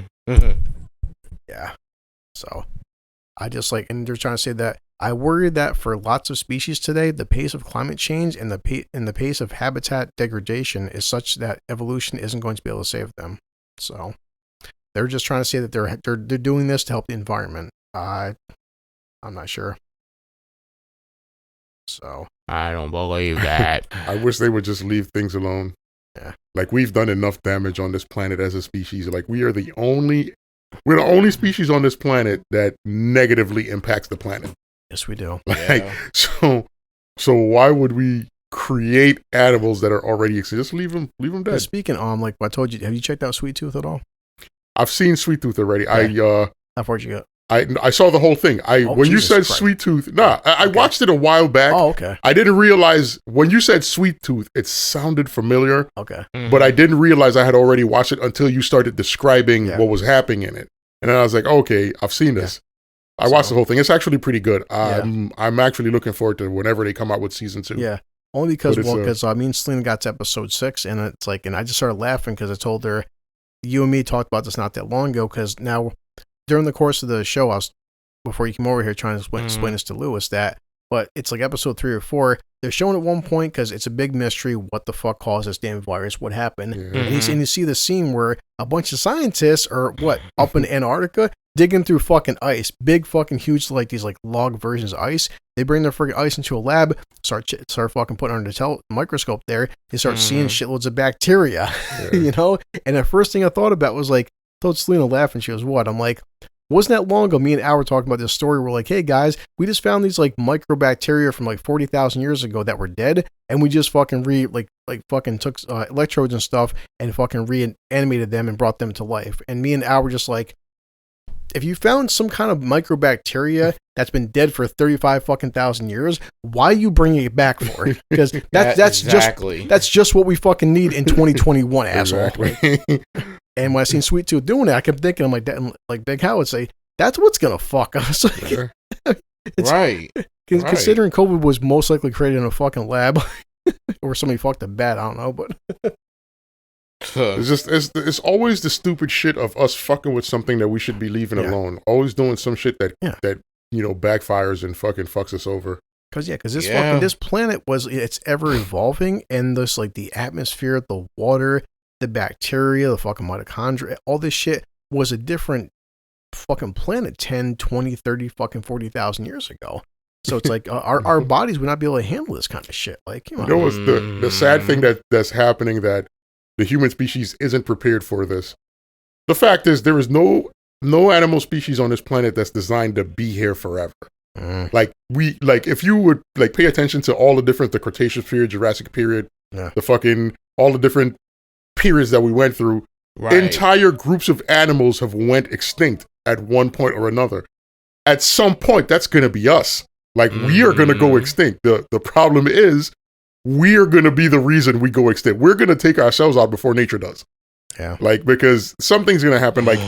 What happens on the planet is every certain amount of years, however millions or hundreds of millions of years, the atmosphere changes, the planet cools up. Heats up or cools down. Yeah. It speeds up or slows down. The land masses shift. Water levels increase. Stuff is happening continuously. And certain animals that aren't fit to live or survive the changes die out. That's going to be us. We are going to heat this planet up to a place where we can't survive it, and we're going to take ourselves out.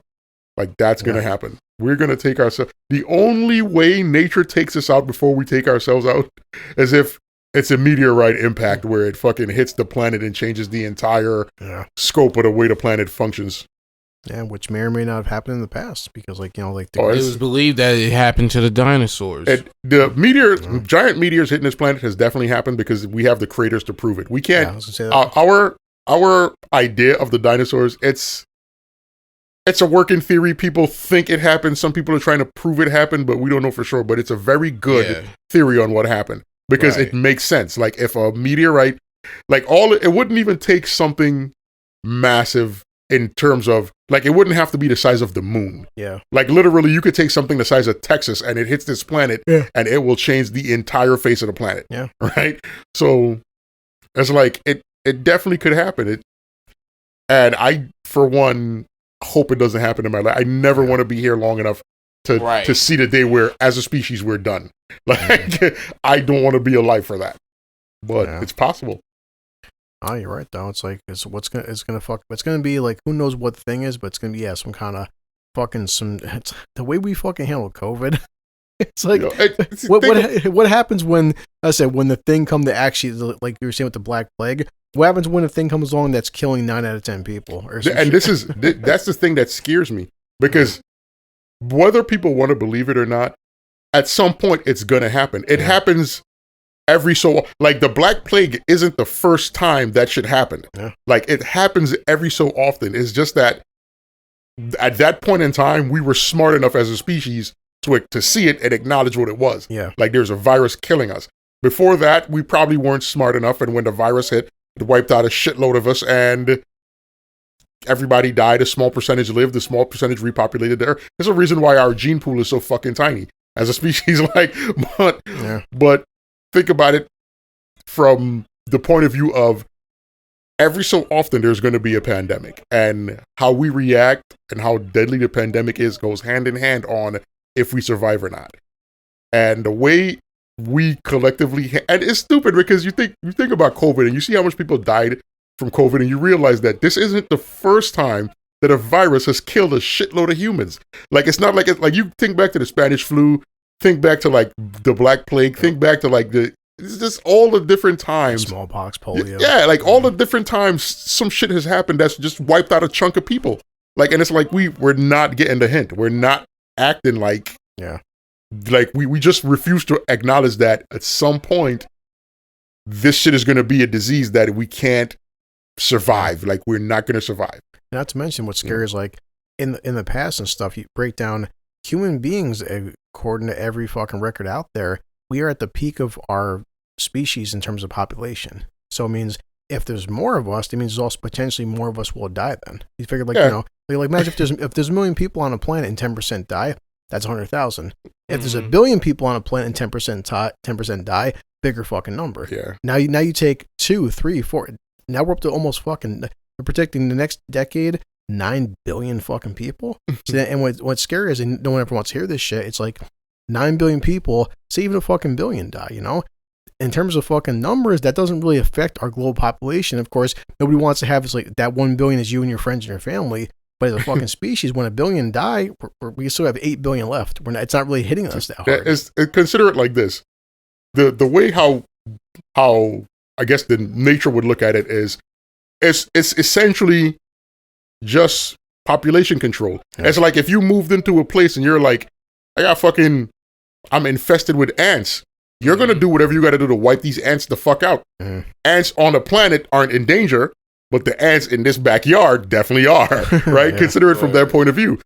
It's like the pandemic is basically just culling the fucking humans. It's just fucking lessening our numbers.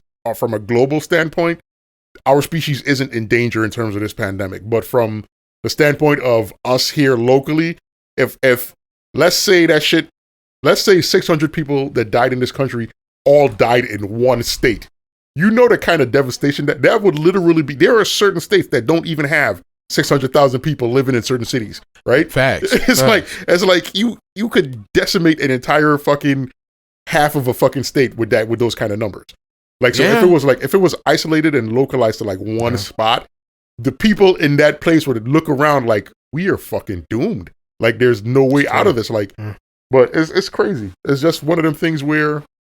No, you're right. I mean, because like we said before, like I was talking to people about population and like just take New York City for example. New York City is guesstimated between 7 or 8 million fucking people. You know, some states don't have that. Yeah, and that's just New York City. That's just the city. That's not even the state. So right. It's terrifying, dude. Very terrifying. Very terrifying. The crazy thing is when you think about it from the standpoint of population control, a pandemic every fucking certain amount of years makes sense. Because we got to reduce the numbers. Like, the numbers got to come down, and nature's going to do that regardless of if we want it to happen or not.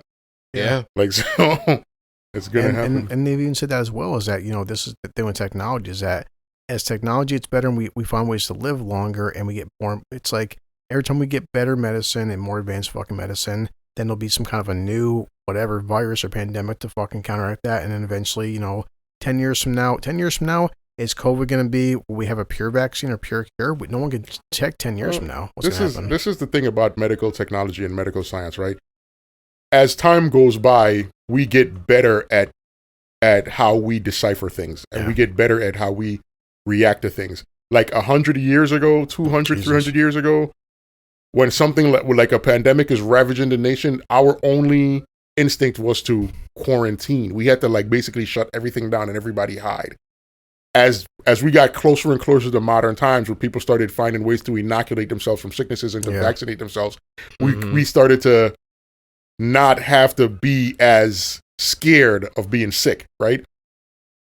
100 years from now, 200 years from now, shit, we might be able to fucking isolate a virus and make a vaccine in a day, right? 1,000 years from now, if we're still alive as a species, we might find a way to completely make ourselves immune from fucking sicknesses. We might find a way to make our lives longer. We might find ways to do all types of shit, because as we progress and as our technology gets better, we find ways around fucking things that would kill us 100 years ago. You know, right. So, yeah, and that's why we talked about humans and like in every animal across the globe about hybrids and shit. Like the fact that humans, like, you know, as like all of our fucking ethnic backgrounds, every ethnic fucking background has a strength and weakness and stuff. As the more we keep fucking mingling and stuff, it's every scientist will say this to you. Genetic diversity is key. Like in order for us to be, like, essentially, we could become a super species if we stop with the stupid stereotypes and bullshit that we put in our own heads, and everybody just starts commingling. So that these people that spent 100 years in the desert and these people that spend 100 years in the fucking ice, like, they commingle and make kids, and now you have kids that are fucking resistant to cold and heat. Like, you know, it's like you stop. The stupid shit that we tell ourselves and keep ourselves divided with is ridiculous. Like, so I'm telling Celine, we gotta make fucking kids. We got it's like, Celine, what the hell would our kids even fucking be? If I'm like technically half Indian, half white, she's half Hispanic and half white. What the hell is that kind of a mutt creature we're gonna fucking create? Listen, everybody on this planet is a mutt. Believe it or not, there's no such thing as a pure breed anything, despite what you hear people say. Because from ethnic backgrounds, understand that you go to different parts of the world, and different people from different regions are different in terms of how they survive in the habitat. It's like, this is a weird conversation that I had with a couple of my coworkers, right? When people think about the continent of Africa, they say to themselves, oh, that's just all black people. But it's really not, because those countries are different. Those habitats are different. It's like, if I tell you this German doesn't consider himself Russian, it makes perfect sense to you. Yeah. Right? German and Russian, even though they're white people, they're two different places, they're two different things. But when you tell people that about Africa, they think it's a concept they can't grasp. But it's the same thing. Like, a Nigerian doesn't consider himself a Congolese. Like, they're not the same. And because they live in different places, because some people might live in a desert and some people might live in a jungle or like a forest, a wetland or whatever, they will have different experiences in different ways growing up, because the habitat you live in is going to affect the way you are. Yeah. And for when people say, like, when I hear people say things like, I'm pure white, but what is pure white? Because if you have like German background and British background and Russian background, then which one of them is the pure white? Because French, they're all Polish, they're all white, but they're all different in terms of genetic diversity. They're related to each other as far as their ancestries go in some extent. To some places are related to other places, but they are different. But some people don't grasp that. So it's like you could tell yourself you're pure whatever. Like somebody could say I'm pure black or I'm pure Hispanic or I'm pure whatever. Yeah. But what does that actually mean to you? Right. Because it doesn't mean the same thing from a scientific standpoint. That's even interesting. Like if you're like how these desert climates and stuff, like you would like what would make like a person who's like figure Arabic or like Middle Eastern or Indian, if they live in a desert and say people from Africa, their climates are very similar, but like you said, in terms of skin tone and hair and like and all kinds of genetic traits, a person who is Indian is nowhere. Their appearance is so much different than somebody who is African, even though their climates are the same. But their climates aren't the same. There's the places along the equator, because the equator is the hottest part of the planet. Yeah. Places along the equator, they're going to make you different than somebody. It's like, I'll put it to you like this. The difference between water and ice is literally a single degree, right? Yeah. Like 32 degrees, water freezes. At 31 degrees, it is liquid, right? Like, and from the point of view, feeling that water or feeling the ice, you can't tell the difference of how cold it is by your hand, but you could see the difference, right? But it's just that single degree makes a difference. So it's like somebody that lives on the equator where it's like fucking 90, 100 degrees all year, somebody that lives slightly off the equator where it's like 80 degrees all year, they're going to have slight differences. It's not going to be 100%. But in terms of genetics, right? In terms of DNA, the human species isn't different. Like somebody born in Iceland and somebody born in Africa isn't different genetically in terms of like our makeup, what makes us human. Yeah. You'll see the differences in terms of like, you'll be able to. Look at you. Don't know. She's gonna cuss me out later. What'd you do now? Nah, that's the homie. That's the big homie. Yeah. She wants my attention, and I really want to give it to her, but my train of thought. Oh, I was saying that from a genetic standpoint, humans aren't different. Like you. Yeah, because a person from Iceland could obviously fucking impregnate someone from Africa. Yeah, it's like the differences that people think exist don't really exist in terms of us as a species. Like, it doesn't make sense for me. Like, I don't know how to explain it. It's not making sense when I say it out loud. But I'll say it like this. Because in terms of like, what's like you and me, for example, besides our outer layer, which is just our skin, we still both have 10 fingers, 10 toes. Like, exactly. Heart, kidney, liver. It's just like it's like if I was to take black paint and slather us both in black and shave our heads, no difference. So people couldn't tell that our hair texture is different, there would be no difference in us, right? And the only thing that would make us different ultimately is if we were to just have different environments, because the environment you grow in affects your physical existence, right? Is the reason for people being different colors, different heights, different hair, the way their eyes are shaped and whatever, is simply based on where they are, as the way the habitat they grew up in has shaped them.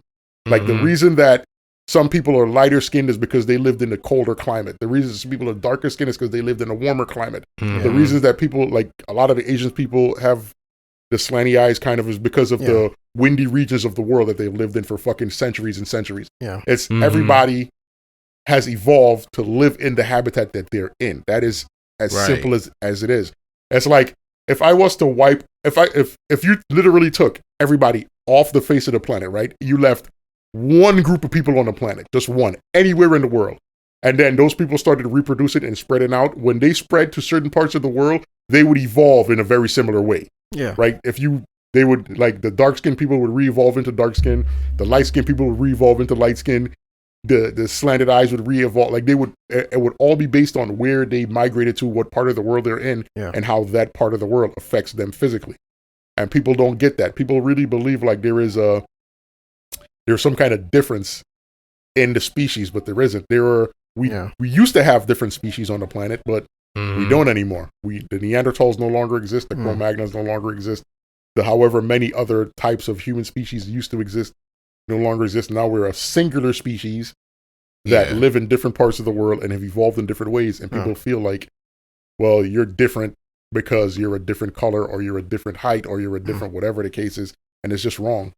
What's weird is like it seems like it affects, from what I'm seeing, like our outsides, because it's like dogs or cats breeds. You can tell the difference between like two different breeds of dogs is way different in terms of like their well, fur, here's the thing. It didn't used to be that way. It used to be a lot of the breeds of dogs that exist now we created. Okay, if you look at the wild dogs, you could see the similarities, right? Where, and like I said, it comes down to dogs. The dogs evolved directly from wolves, right? Like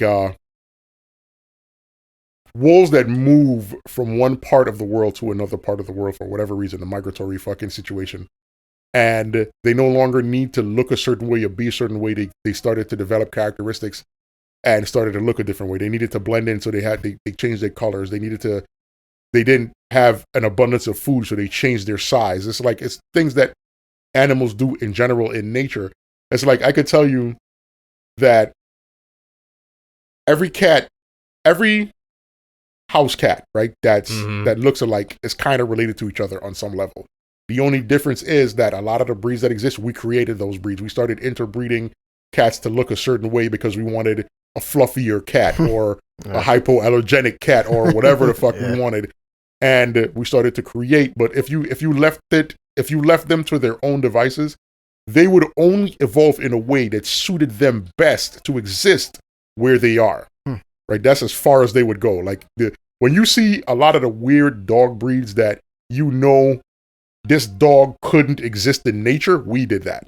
Right. It's because dogs in nature animals in general, in nature will only evolve in the way that is best suited for them to survive. That makes sense, because it's like you take a fucking dog up in Alaska, a lot different than a dog from Mexico. Exactly. Yeah. You go to Alaska, you're going to see big fluffy dogs covered in fur with a nice layer of fat because they're living in the cold. You see a husky or you see a Malamute or something like that. You know that these are cold weather dogs. You go to Australia, you see a dingo, totally different breed of dog. His fucking hair is very low to his skin. He's built for the heat. You go to different parts of the world, you see it. You see the difference. It's the same thing with it's the same thing with humans. We did the same exact thing. You put us in different parts of the world, we evolved a different way. Like I tell people, I say this all the time and I get arguments, but when you see the difference in color, it's like we are literally different shades of the same color, right? That is what we are. It's like people think like, oh, well, there's a difference in you because you're black, he's white, there's some kind of difference. Nah, it's just that genetically we come from different backgrounds. Our genetics are different because of our ancestors that evolved a different way because of where they spent the first 1,000 years of their existence. Like, absolutely. Yeah. A lot of people don't get it. And I hate when people say stupid shit because it's like, I understand that if we were different, we wouldn't be able to interbreed with each other. Like you will never see a bird goat.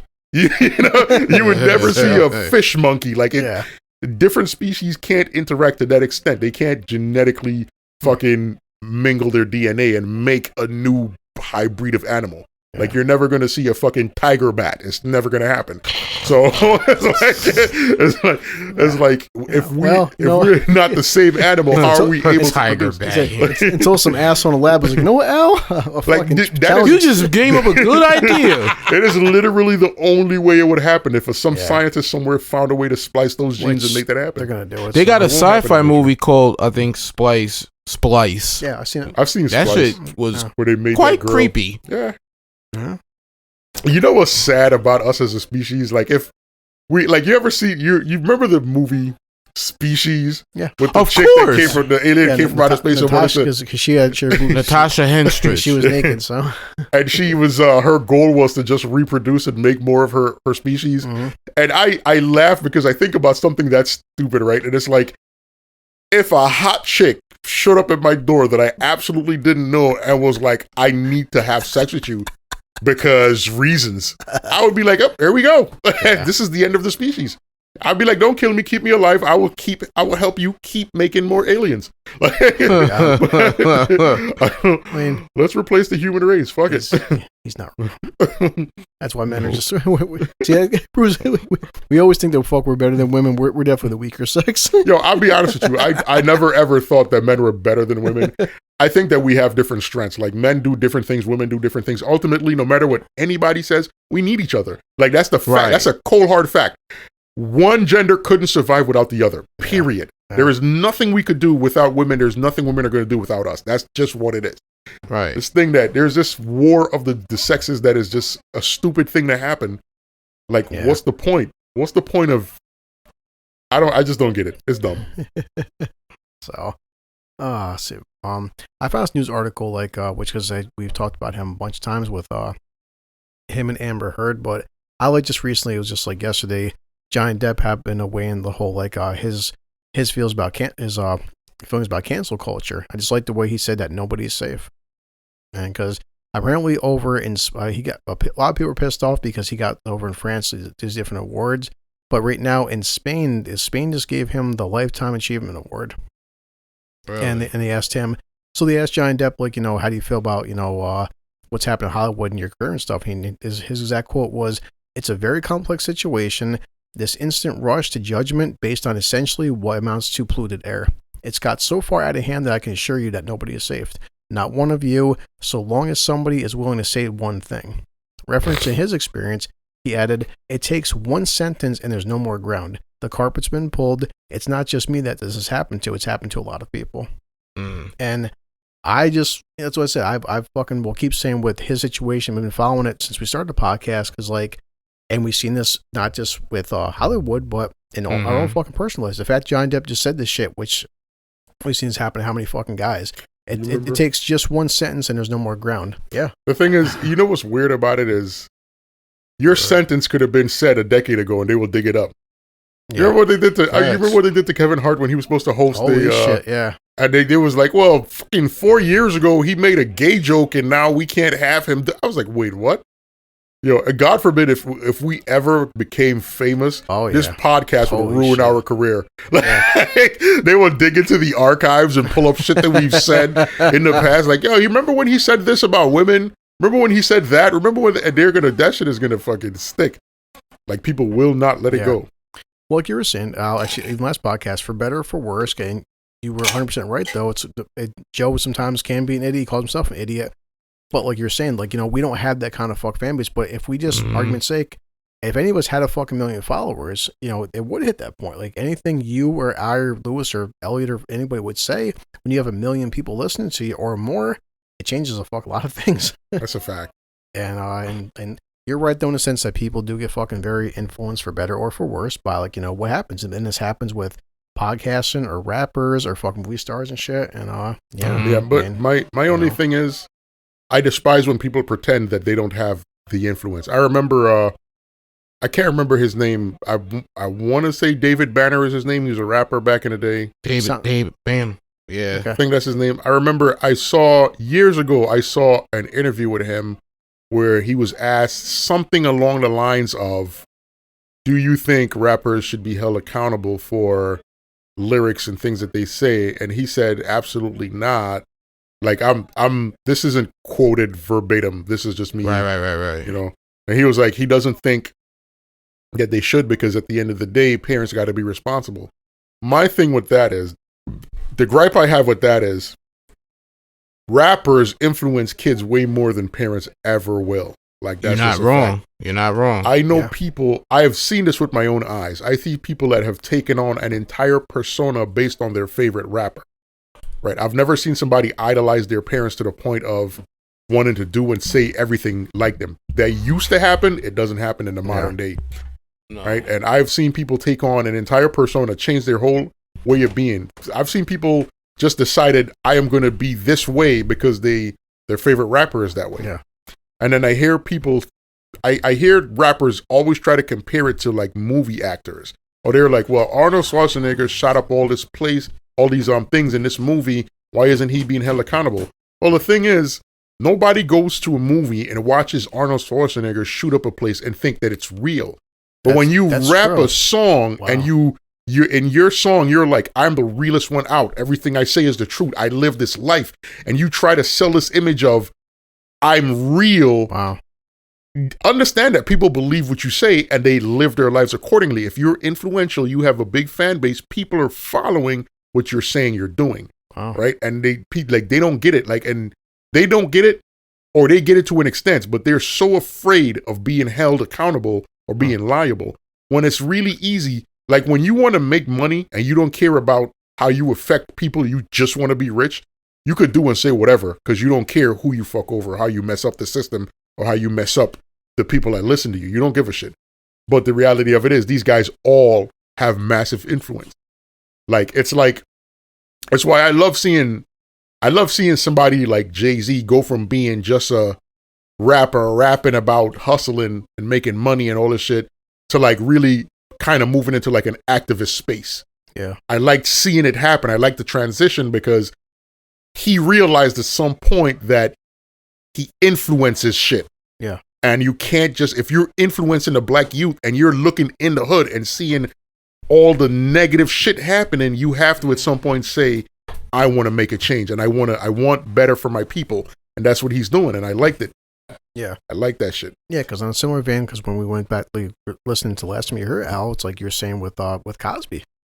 And that's the thing. It's like in the same vein of like how many millions of people did he influence? And for the most part, this was a TV actor on a sitcom and a stand-up comic. And that's what the rap industry or the music industry wasn't what it is nowadays. And so but like you're saying, I never thought about that, which is pretty true. It's like, if I see Ben Affleck be Batman or fucking Joaquin Phoenix be the Joker, Joaquin isn't the Joker. It's a fucking movie. This is my thing. They try to make the comparison, and I'm like, that when I go see somebody in a movie, I watch this movie knowing this is not real life. Yeah. It's like Keanu isn't John Wick. Exactly. But when I listen to music, and the music, when I have to listen to my rappers, my favorite rapper says, I've been real all my life. I always gave you the truth. I never lied to you. Yeah. I believe what he says because I could verify it. I could talk to people that live in his neighborhood. I could fucking go and all the shit that he says, I could go and verify what he's saying. I'm like, well, this motherfucker's telling the truth. Yeah. Right?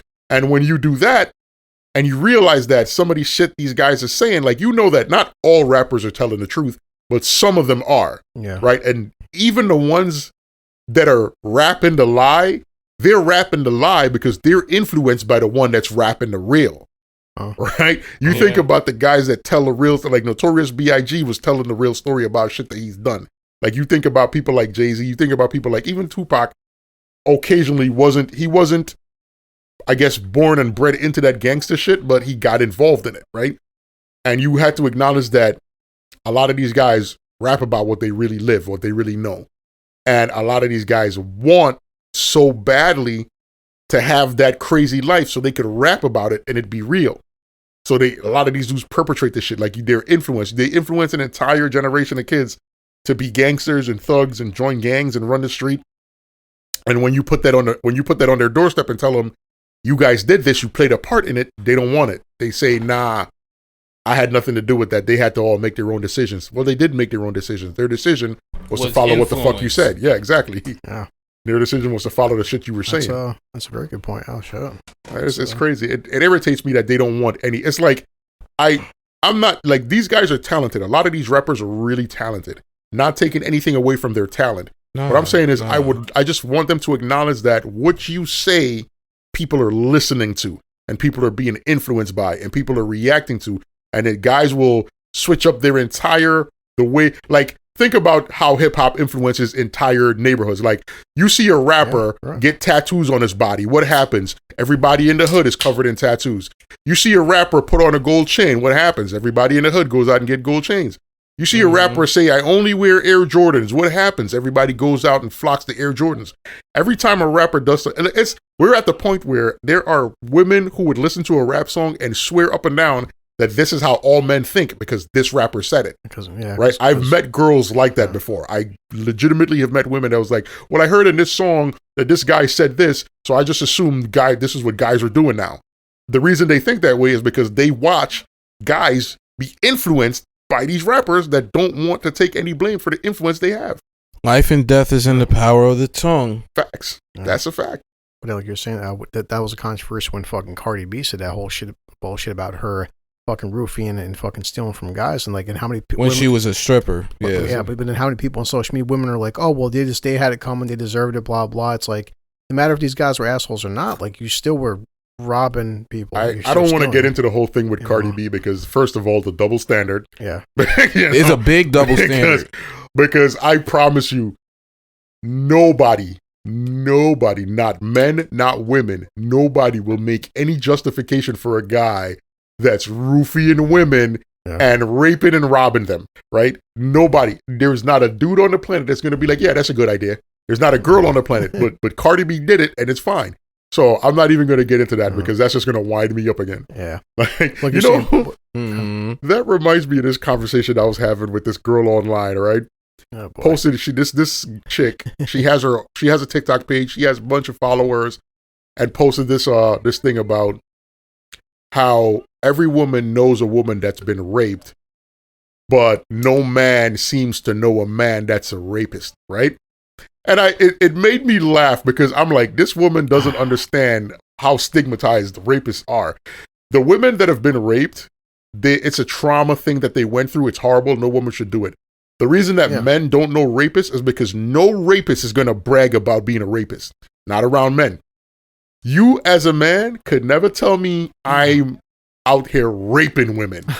Because I'm not your friend, bro. Yeah. Not only am I going to put hands on you, I'm turning you over to the cops. Yeah. You're a monster. I don't want you chilling on the streets. I got nieces.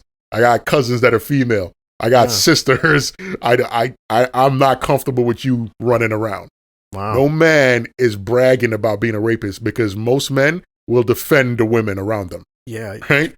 So she's trying to make this point that men are somehow protecting rapists, right? This is her argument. Of course. So I'm on her page and I'm like, let me be clear about this. More women defend rapists than men do.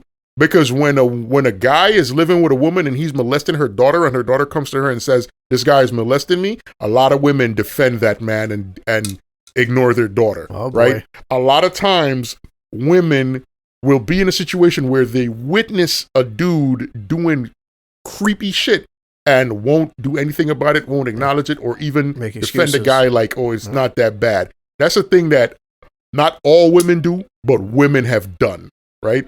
I wouldn't like anybody to point out in the history of time where a man was like, yo, I'm a rapist. I enjoy raping women. And other men was like, yeah, good job. It doesn't, you can't find a point. The only time a rapist could be comfortable saying he's a rapist is around other rapists. Yep. If they're all rapists in their little secret group and they know each other are raping, that they could do that. Wow. But why that sounds like Snacks to Yams AA. Oh, wait, not to poke humor at stuff like that, but that's how you broke that down. That's how it sounded like. Hi, my name is Jerome. I mean, I'm a rapist. Hi, Jerome. It's so I like to take the buns without their consent. No ketchup. Now tomorrow Al goes to work. Al, you've been fired. What? It's like, I heard you said, you fat bastard. It's like, fucking A. But no, that's because maybe just said the way I was fucking raised and all my friends, but like the fact that I'm 40 years old and Al just said this to me. Now I have to go back and think about every friend I've had since I was like in grade school. And I can't think of any guy I've ever known, friend, coworker, kid I went to school with and stuff. I can't think of any guy who grew up to be a rapist. Like, I just don't. I'm telling you, here's the thing. 10,000 guys. I just don't. Here's the thing that they want us to believe, right? And I won't disagree with this. Statistically, it's very likely that you know a person that's a rapist. But like I said, a person that's a rapist will never come out and say, like, no, dude, if you're, like, this is just from the bottom of my heart. If you're a rapist and you know me personally, keep that shit to your motherfucking self. Because the minute you let me know you're raping people, I will do everything in my power to get your ass locked the fuck up without hesitation. Right. Absolutely. That is insane to me. Like, it's a crazy, but I hate it because, and I'm telling you, I went back and forth on it, and it was like, it wasn't even, like, I posted something and she responded to my initial comment, but she didn't respond more than once. Yeah. But it was other people commenting on it. And I'm like, yo, I don't care what you guys, men that are rapists are not broadcasting that shit. No. They're not running around letting people know they're raping people. That's something they can't do. They got to take that to the grave. Like, you can't tell, like, you cannot tell the average guys that you're around, especially, like, I'll put it to you like this. A man that's raising young daughters in his house, you can't let him know you're a rapist. A man that has sisters and nieces in his proximity, you cannot let him know you're a rapist. And most men have women in their lives that they're not going to be comfortable with a rapist around. Of course. Right? That's just a fact. Yeah. So it's like men aren't. Like That's something. She's people like that. Like they're fucking living in a very delusional bubble. Like it's the fact that she tried to. Like the way she tried to word her entire argument is like she tried to sound profound over inarguable. Men are protecting rapists is her whole thing, and I'm like, that's not happening. But then the scary part, Al, is once, and obviously, what if this girl, like, who knows what her fucking numbers are? You would know. What if she has, like, just pick a number, fucking 2 million fans? You know, she has fucking 2 million fans all agreeing with her. You know, but this is the thing. That's just 2 million fans. That's a bubble thinker like she is. And the scary thing is. What bothers me about it is that's the thing where somebody would say something and it would sound profound and everybody would jump on a bandwagon without giving it any thought. Yeah. And shit like that worries me. This sounds right. Exactly. And instead of really seeing if it adds up or not. Thinking about where it goes, like you said, putting your emotions towards the facts and seeing if it comes together well. Like seeing if your feelings support the facts. Yeah. If it doesn't, if they the don't, world is surrounded with speculators, and the few resolvers around, those are the ones that gets pushed away by the numbers that the speculators have. What's even more scary now, though, is who are you to tell me about my shit is wrong? Get them. Exactly. That's the mob mentality, though, because then it depends on what social media platform you go to.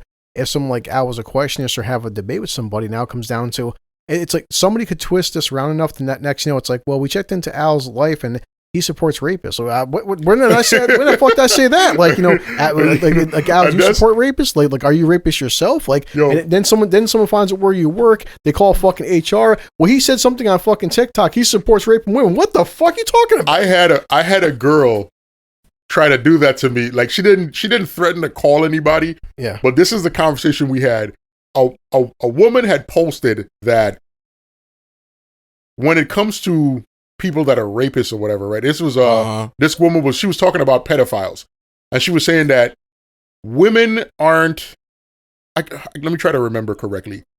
She said that women aren't responsible for protecting their children from pedophiles.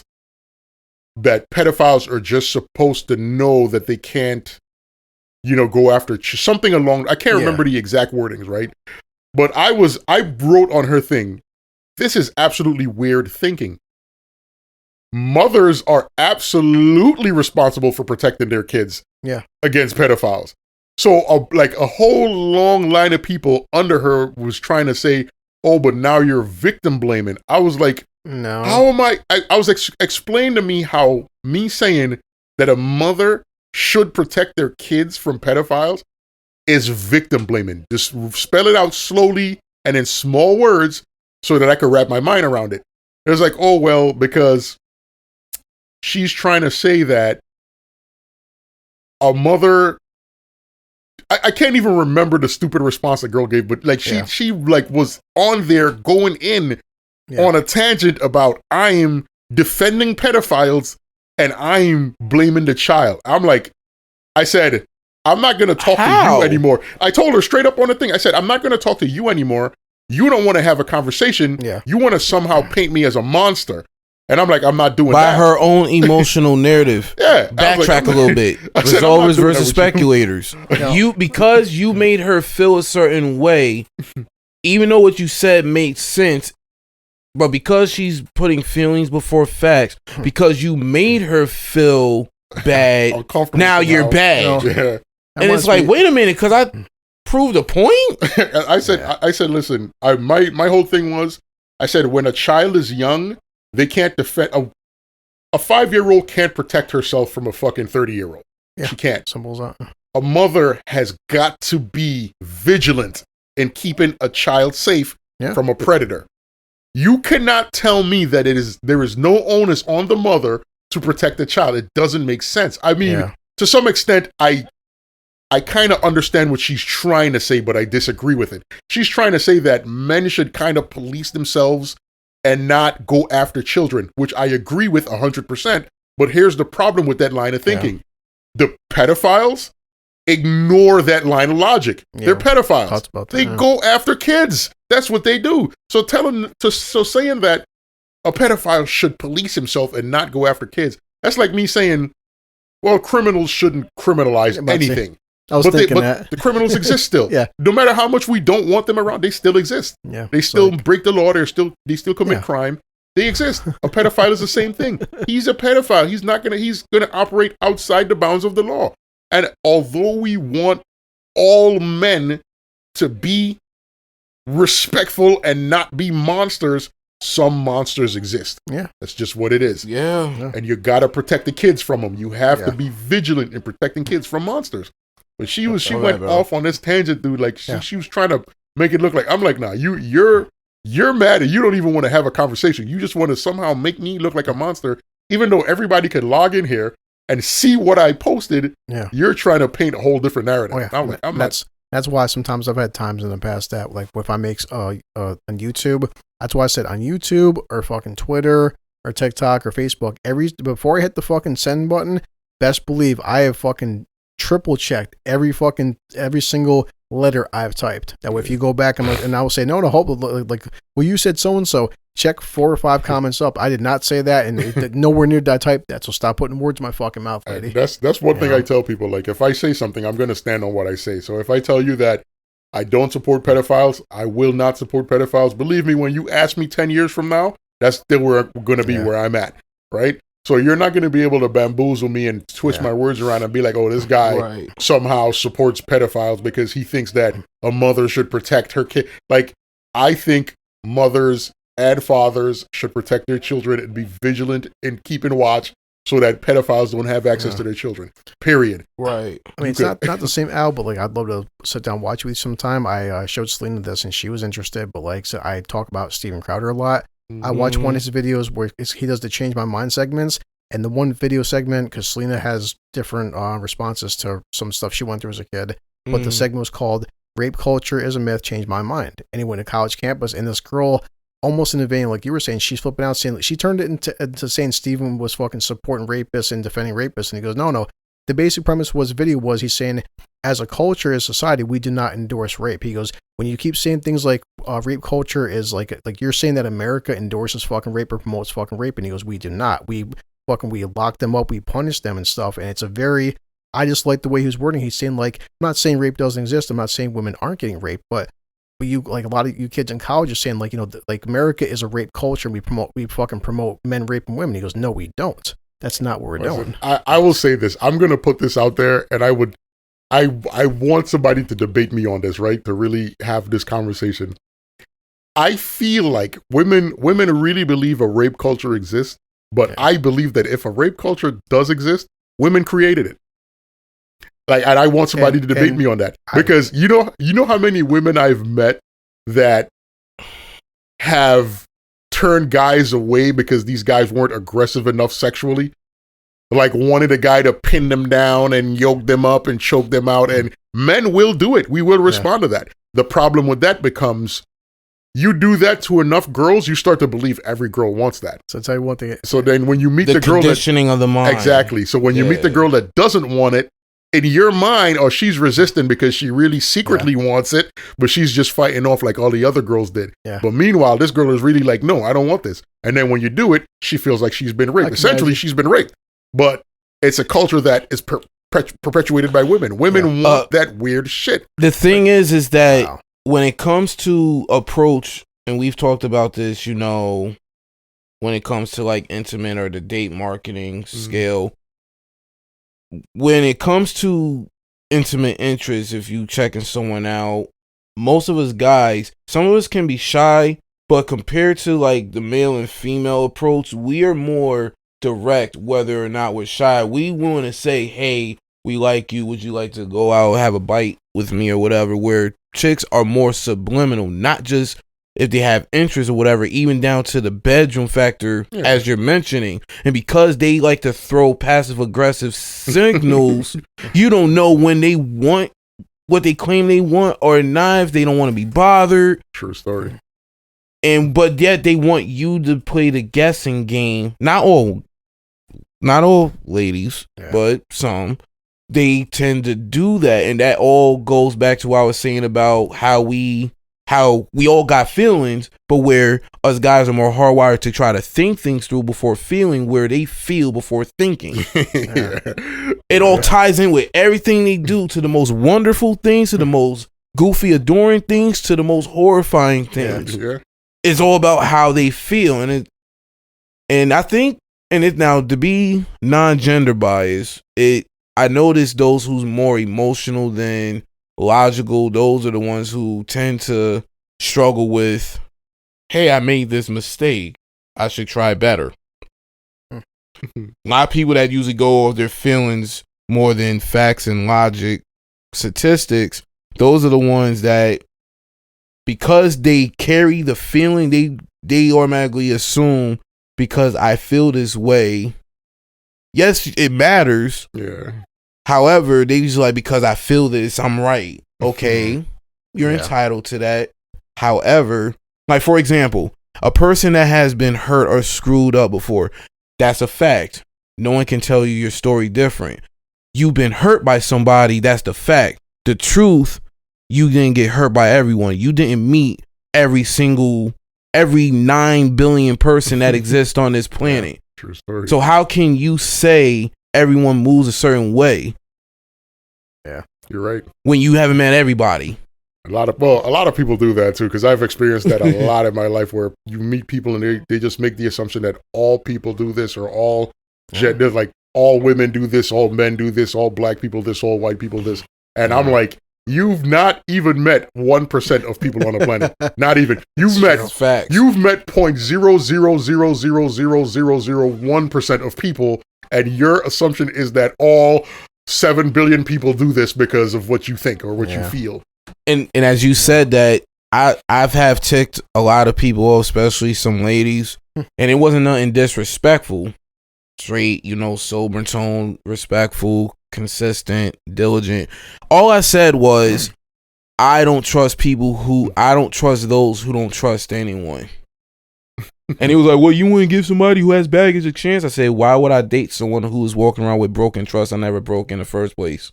You make a good point. That's a good point. Because I said I got flaws, but my flaws ain't that deep where I'm going to make you answer for something that has nothing to do with you. And that's the thing. Essentially, you're being punished for what the other guys did. There you go. That's bullshit. Yeah. Like, and I've been there before. I've had girls do that type of shit to me before, but it's like, it's weird because in general, I generally get along well with women, right? I've dated a few women. I've done well for myself. But it's weird for me when it comes to relationships, because when I really like somebody, like I like this person where I see real potential, then I go into this weird thing where I'm afraid to like do anything wrong around this person. Yeah. It kind of makes me withdrawn. It's weird. But at the same time, it's like that shit just, I don't know. It's a weird thing that I do. Yeah. Well, 2 things I was thinking. As soon as Al said that, I'm like, number 1, I'm going to send a link to the video so you can watch it. Number 2, like, if Al had a YouTube channel with him saying women like started rape thing, he would fucking have his channel banned so fast. Like, yo, listen, it's a conversation I really want to have, because women, I mean, I'm not saying it's not a flawless argument. It's not. Nah. And I don't claim it to be true. I just claim it to be what I think. Right? It's an opinion I have. I'm not saying it's a fact. I'm saying it's an opinion, and the opinion is based on my own personal anecdotal experiences. I'm not saying that every guy has experienced it. Right. I'm not saying that every woman does it. What I'm saying is my experience has shown me that a lot of women like guys to dominate them in the bedroom. And if you don't do it, they typically tend to shy away from you. They don't want to be with the guy that's timid or whatever. They want the guy that's going to come in the house, throw him on the bed, yank their shit off, hit them doggy style, bang them out hard, blow a load on their back and push them on the mattress and walk out, come back in the room and be like, bitch, go make me something. Like, they want that kind of weird sexual experience. They don't want to, I won't essentially say they want to date that guy, but they want to still be treated like a lady, but they want to be respected, but then they at the same time be slutted out in the bedroom. Exactly. Yeah. And lady in the streets, freak in the sheets. And I don't have a problem with it, but my thing is I just want more women to acknowledge it, because what's happening is you got guys on college campuses that's meeting these girls that they want to have this weird sexual experience. They want to be able to tell their friends about it and brag about it. And it's become kind of the standard of what girls want. Now, not all women want it. I'm not even going to say most women want it. I'm going to say there is a good number of women that want this experience all the time. And what they're doing is conditioning men at a young age, young boys, to believe that this is what all women like. Yeah. And essentially what happens is once you get into, when something becomes a habit, it becomes hard to walk away from. Yeah. And what's going to happen with this guy who's at school, who's dating all these girls that's just looking for this one night stand. They don't plan to see this guy again. They just want to meet a guy who's going to bone them good. And that guy is going through his life believing that this is what women like. Yeah. And then at some point, he's going to meet the woman that doesn't like it. And when she's saying no, and in his brain is interpreted it as, oh, she's just playing the part of the game, what he's doing essentially is raping this girl, right? And in his mind, it's not a rape. In his mind, it's like, nah, because all the girls I've met previously, this is how it went. Like, this is what they wanted. They wanted to pretend that they didn't want it, but they wanted me to be aggressive, and they wanted, and then you end up in a situation where you got women creating these dudes that's doing this wild shit. And I feel like if there is a rape culture, which I don't particularly believe there is, because like you said, America doesn't endorse rapists. We don't celebrate rapists. As soon as we catch you raping, we lock you the fuck away, and nobody feels bad for you. It ain't no man or woman that's sorry that a rapist is in jail. Right. So I don't believe that there's a culture where we celebrate rapes, but I do believe that rape does happen, and they are the general run-of-the-mill rapist that's like the general like monster. The type of guy that would see a girl in a club, think she's sexy, and try to like pin her down out back and try to, have sex against her will.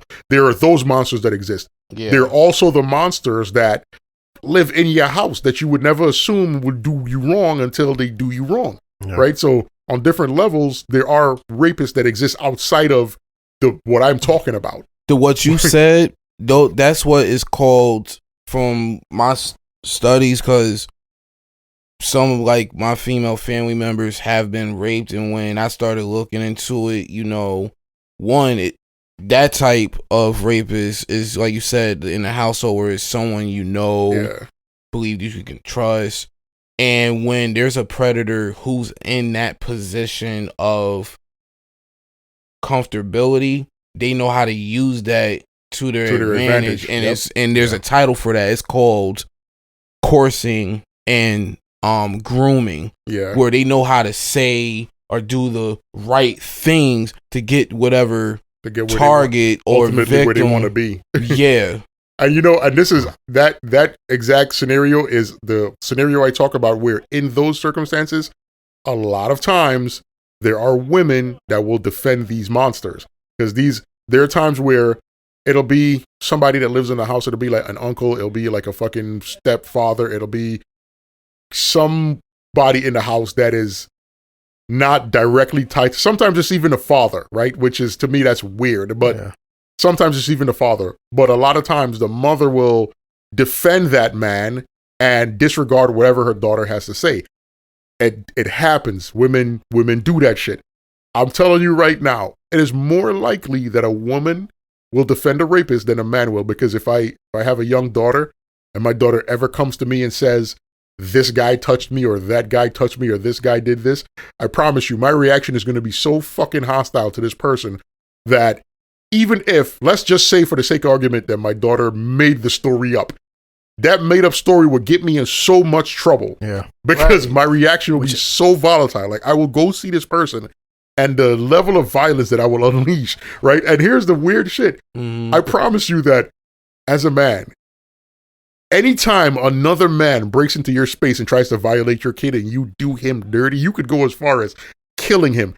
Nobody is going to be mad at you for it. Yeah. Like, you might have to do jail time as a standard because, you can't just break the law and take matters into your own hands. Yeah. So you might get some jail time, whatever, but nobody's going to be like, oh man, he killed that rapist that tried to have sex with his little girl. Like, nobody's going to be mad at that. Yeah. Like, we're going to celebrate you in the neighborhood. We're like, yeah, man, he killed that son of a bitch. He fucking should have called me. I'd have helped them beat that motherfucker in the song. Street cred will skyrocket. Facts. Straight up. I can definitely attest to that being in a fucking prison, and the very few guys, not a lot of them, but any guy in prison that if you killed your child's rapist, you you have like fucking like you're wearing a bulletproof vest. Like nobody fucks with you. It's just that's how it is. Because it's like even criminals got fucking standards. It's like there's rules and regulations. Like you could be a crackhead, you could be a gangster, you could be whatever fuck you're gonna be. But everybody's got like a lot of guys have a mother or fucking daughter or something. And they find out the guy next to you. What'd you do? I killed the fucking guy who raped my little girl. Okay, bro, I'm buying you dinner tonight or something. I'm giving you fucking stamps or something. Like that's a fact. And even the COs won't fuck you neither. It's just that's how it is because everyone knows you don't. There's a certain criminal aspect from the criminals and the fucking guards that like certain guys like you don't belong here, dude. But it's like you're here. You know we know you shouldn't fuck be here. You know you shouldn't be here. But you're here, but we're not going to fuck with you because, like, you're a goddamn hero, man. Because you did the right damn thing. Because you did the thing that every man knows is the right thing to do. Yep. Like, as a rapist shouldn't exist in our society. And anybody that takes it upon themselves to just wipe out a rapist, well, a racist too, but a rapist. If you wipe out a rapist because you caught them, especially if you caught them in the act, you're my fucking hero. That's just what it is. You're saying now, this has become what's scary, which is why I said I watch more YouTube videos like Crowder, but this is why I created a fucking podcast for is this, and that's why I said when we get YouTube going, I want to make YouTube more about movie reviews because I've been saying besides the raunchy comedy, what you just fucking said though, if you want to have an open discussion with somebody, the way it's getting with Google and fucking Facebook and Twitter's still okay for now, but like a lot of these fucking platforms, what we talked about for the past 20 minutes would never fucking fly anywhere but right here. And that's becoming dangerous in the sense of the fact that like you're not really insulting anybody, threatening anybody, but you want to have a conversation and a dialogue. Like, listen, if you know, prove me wrong. And that's kind of been like what's like Steven Crowder would say, his videos are called Change My Mind. And like, but even like what you're talking about, having a conversation about, listen, if you feel this way, so let's just sit down, have a conversation. But besides podcasting, the conversation you just had, like, you know, even having that at say work in the fucking break room, you couldn't have the conversation in the break room. You couldn't have it on a fucking, in certain public places, you couldn't have these conversations. If three of us go out to Denny's and stuff and talk like this, fuck, we'd be kicked out. No, that's why I said a lot of people are against a lot of this big tech censorship and stuff. Just having conversations like this is becoming scary. You can't talk about shit like that. Hold up a second. No, explain this to me. And here's my opinion. And like, you can't even have those opinions on certain fucking platforms. Like, you know, I'll say this, and this is the stance I always take on censorship. Like, I don't believe that censorship should exist. I believe that people should always be able to say what they want to say. But on the flip side of that coin, let's not pretend that there aren't people that are dangerous with the words they use. Yeah. So when I hear people get censored for certain things, it's like, I get it. Like, I could say that I never want to see somebody get censored. But then if somebody's running around yelling at the top of their lungs, let's go out and kill as much people as we can. I never want that person to have a platform. Yeah. You feel me? It's like some people are dangerous with the words they say and other people aren't. So it's like, I don't support censorship, but I understand that some people it's need necessary to be censored. Yeah. Because it's supposed to be the truth shall set you free, but it's also been known and learned that not everybody who tells the truth may have good intentions behind the truth they tell. Exactly. But I'm still 100%. Like, all three of us and anybody I've ever had down here, I would hope the fact that like I'll always say it because it's a very comic line, but it's Kim Ray fuck from Family Guy. It's like when Peter did that. Peter's just like he rolls up the friggin' the paper and stuff, and he goes, "While I don't agree with what you have to say, I will defend to the death your right to say it." And I still feel like that. Like, yeah, there's plenty of things I see online, the opinions, statements, views. They don't match my own by any means, but like, hey, if you feel this way, you know, it's no problem. I don't feel like I never want to see somebody lose their job or God forbid do jail time because we don't agree on certain situations. That's the thing. Some people take it to the extreme because it's like, like you said, people shouldn't lose their jobs over something, but it's different when you're on purpose putting out wrong information or dangerous information. Yeah. When it comes down, that's like if I get online and I create a platform and I start telling you all the reasons why you should wake up in the morning and have a cup of Clorox. and not only am I doing that, but I'm marketing it to young children, right? Do you think I deserve to have a platform and to have the same protections as everybody? No, because what I'm doing is potentially very dangerous. So it's like I don't, even though I don't agree with censorship, I definitely understand why some people cannot be given free reign. They just can't. It's just some people that you just cannot let them go crazy with whatever they want to say. It seems like as a society, what we're always going to sit there and like debate about. I agree with you that these people are hurting people, but then here comes a fucking extremist who are saying like, well, the stuff that Al's talking about, this is too harmful. It's like, no, he's got an opinion, he's got a viewpoint he wants to discuss, and that's why I said we have those conversations you want to have. We'd have to do it only on a podcast because there's no fucking way YouTube or Facebook would ever allow this shit, because now they're becoming like so over fucking sensitive that like they're scared to touch a lot of subjects like the shit we talked about. The thing about YouTube and like YouTube and Google and Facebook and shit like that, you have to understand that it's not as simple as them being oversensitive. It's what happens is they're looking at it from a monetary standpoint. They're running businesses and they become liable for shit that they allow people to do. Look how many times Facebook has been sued in the past fucking 2 or 3 years, right?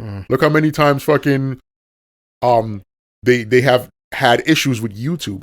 It's like when YouTube, the contract that YouTube enters into with the people that post on there or whatever, they explicitly asked you not to do or say certain things that could be seen as offensive or dangerous, right? And the reason they do that is because they're giving you a platform, they're also liable. Yeah. So when you do something wrong, and if anybody could say you're the reason that this happened, they are partially responsible. And what they're afraid of most is getting hit for that kind of money in a suit.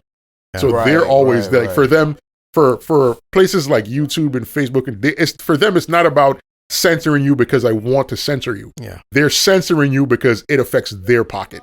Like if it had zero effect on them financially, they would let you do and say whatever the fuck you wanted to. I honestly believe I that. agree. I agree. That's what's getting extremely scary is like you're saying, Al, it's like I've had even a few months ago, a couple of YouTube comments like oh, your comment's taken down for being offensive or hate speech, blah blah blah. And I'm like, to me, just like what's becoming offensive, that's and what's becoming offensive is you thinking everything is offensive. This is a funny thing that a friend of mine talking on the phone, she called me, we were talking on the phone, and then all of a sudden she starts to laugh hysterically, and I'm like, well, what's so funny? She's like, I need you to go on TikTok and look at the message I just sent you, right? So I get on TikTok and she sends me this message, a video of this guy, some extremely pretty Indian guy doing some weird sexy dance or whatever.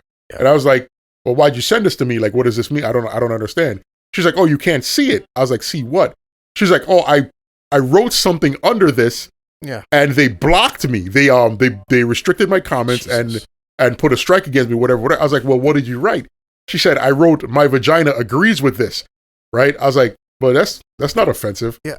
She was like, yeah, I know it's not. I was like, furthermore, this is in our direct messages. Like, we're messaging each other. It's not something she posted. It's a message that she was sending to me through TikTok. And in the direct message, they were like, nah, this is offensive and this is a strike or whatever, blah, blah, blah. And took her shit down. And I was like, yo. I was like, that's kind of crazy. It's like, it's not, if she posted a video, it would make sense. If she posted a video and then commented on it for the general public to access it, I could see it.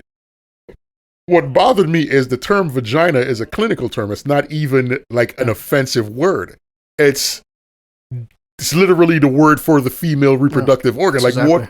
What do you... It's like penis. Yeah, like, why... We can't say vagina? Like, if I can't say vagina out loud in public, what are we doing? Where are we at in the world? Like, and that shit, like, and for me, stupid shit like that is, like, that's dumb. That's the fucking problem we're coming to, is just like, well, people find this offensive. I could be a prick and find like literally you can find literally anything anyone says or does, any word fucking offensive. You know what we should do? Honestly, we should get on TikTok tonight and just start flagging random comments for no reason.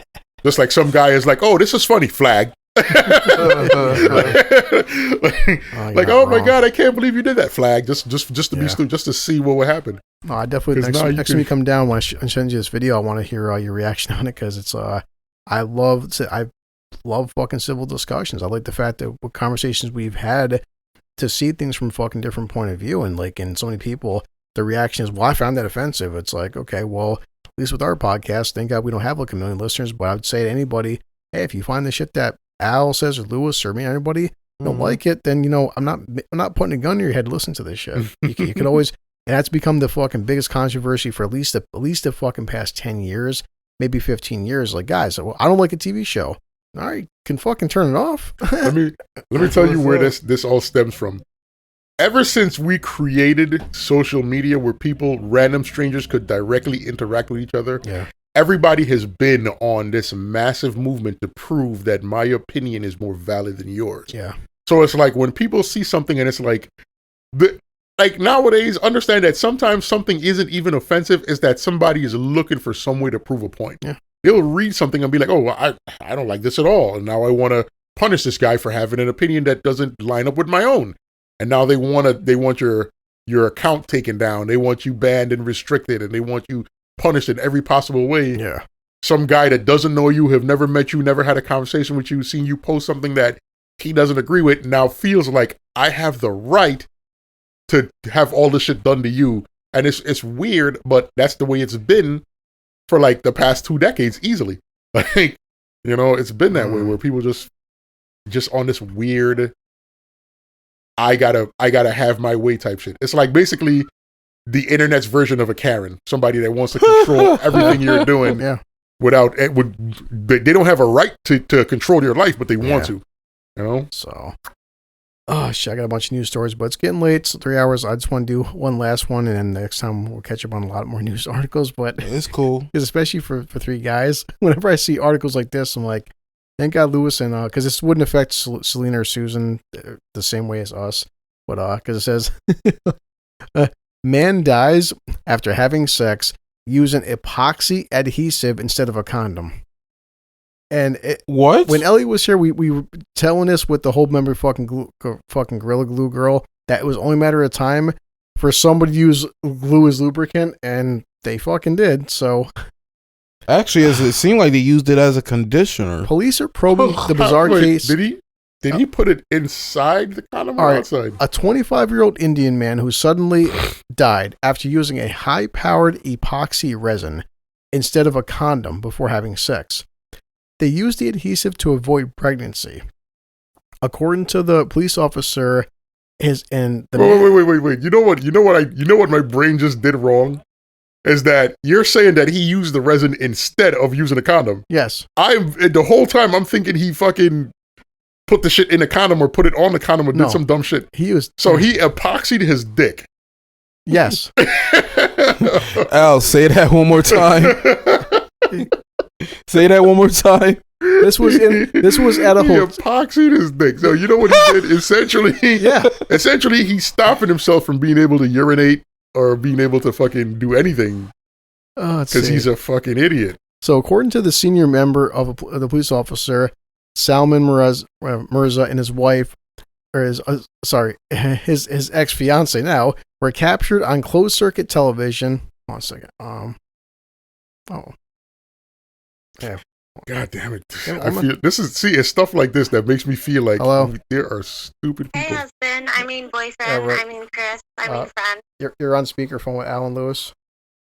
Oh, hi, Alan Lewis. No, we refuse to say hello to you because you were supposed to be here and you're not. I'm finishing up. Okay. So I'll see you soon. Oh, yeah, let me just finish this news article. There's a guy put super glue in his penis. It's pretty funny, so. No, it sounds pleasurable. Yeah, definitely. We should try it sometime. Okay. All right. I'll see you. I'll be down soon. Oh, shit. Let me finish this and go pick her up. So, because I'm going to talk to her about this. So, all right. They were captured on closed circuit television security footage entering the fatal flop house in the, Japara neighborhood. Several witnesses says that Mirza, along with his former fiance, both of whom were addicted to drugs, had gone to a hotel room. Yeah, it makes more sense. There they applied an epoxy adhesive on his private parts as they were not carrying any protection.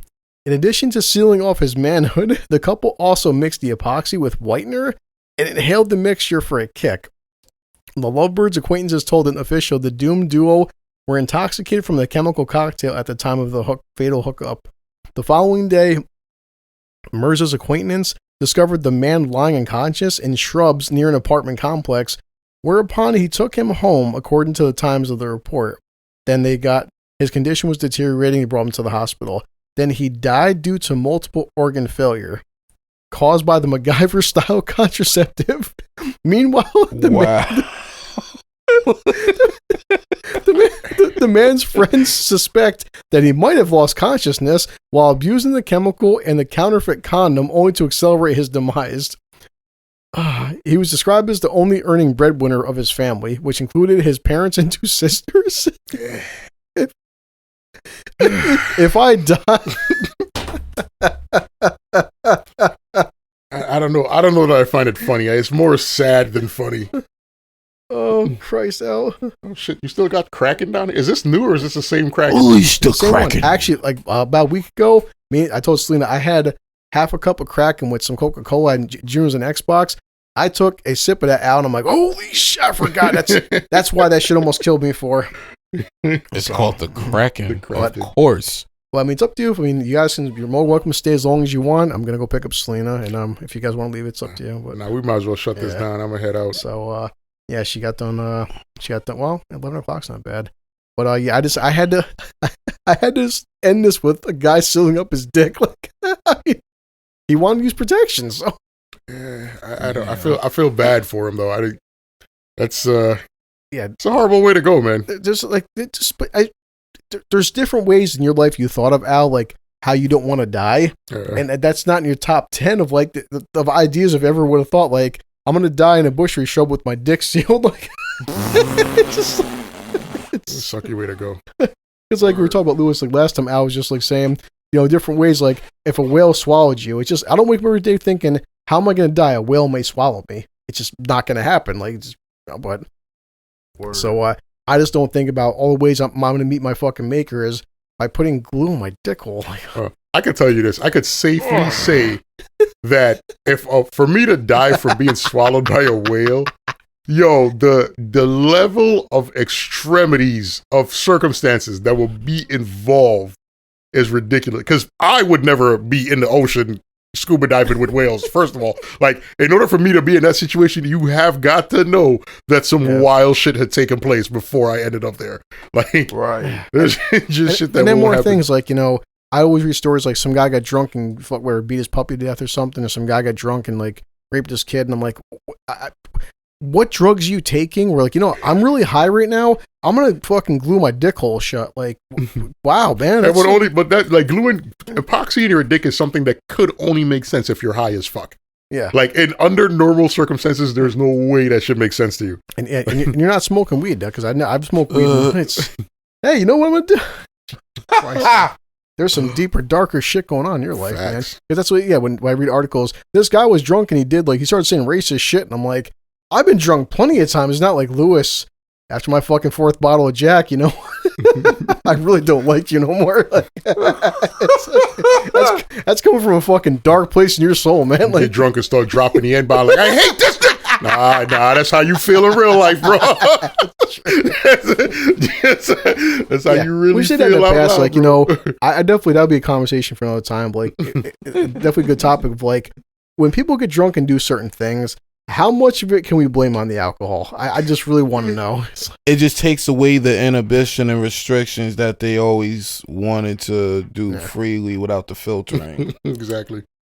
Yeah. So, all right, awesome. 3 hours. Fucking glad to have Lewis and Al together. Shit, it's been a while. Man, I told you should title this episode "The Three Wise Kings." Yeah. Facts. You gotta take a picture. I'll put it up on the fucking Facebook page once Al gets a new Facebook going. So, because he said, I'm afraid of Facebook ever since the last thing. I was on Facebook years ago. I got off it.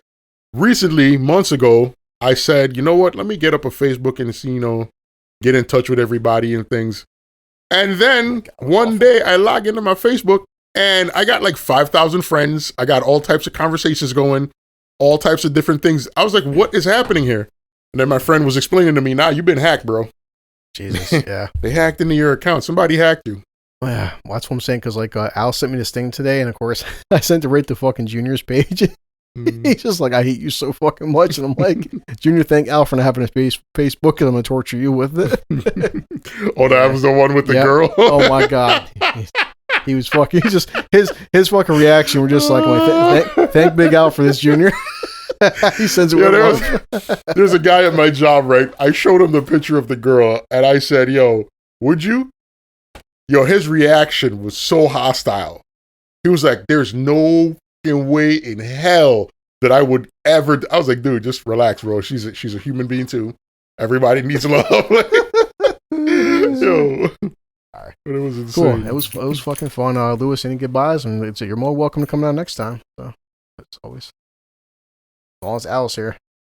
I'm gonna be here on every Saturday from here on out, bro. I bet. Yeah.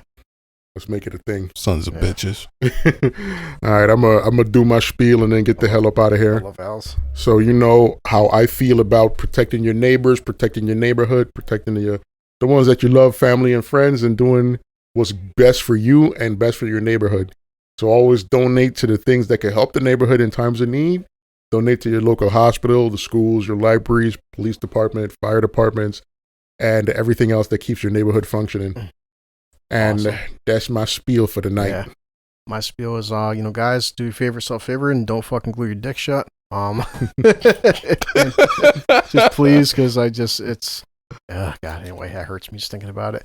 But as always, tomorrow I will be starting, like Lewis was telling Al about. It's just been, we're all so fucking busy. But there's a place, I can see if it costs any money, but it's called Pod Match. And it'd be fun as hell to be guests on other shows. Because, it's absolutely. The past, even when me and Al came on, we had like 5 downloads, which I'm not saying I want to be a fucking millionaire, but like, cool, 5 downloads, and I'd love to see like 50 downloads. 5 downloads. I'm about to quit my job tomorrow. That's what I'm saying, So, go cuss my boss out. Especially with Al's controversial statement. I got 50 downloads. I can imagine one point we get 1,000 listeners and like, yo, Chris, get that fucking fat black guy who hates women off your fucking show.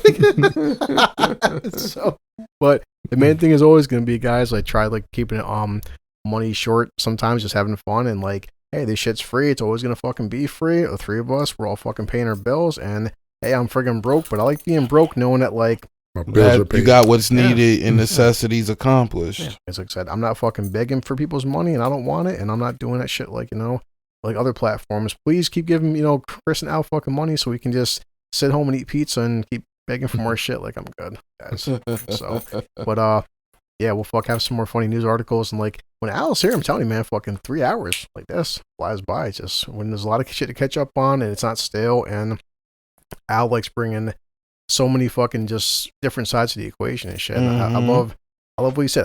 When he says I would like to have a discussion with people about these certain topics, I would like that too. I'd like to have more people that aren't just us. That's why I was like, I'd hope to like people out there. Hey, listen, you want to have a discussion? By all means, let's talk about some real shit. So, absolutely. Facts. There was something, not to cut you off, bro. Say goodbyes.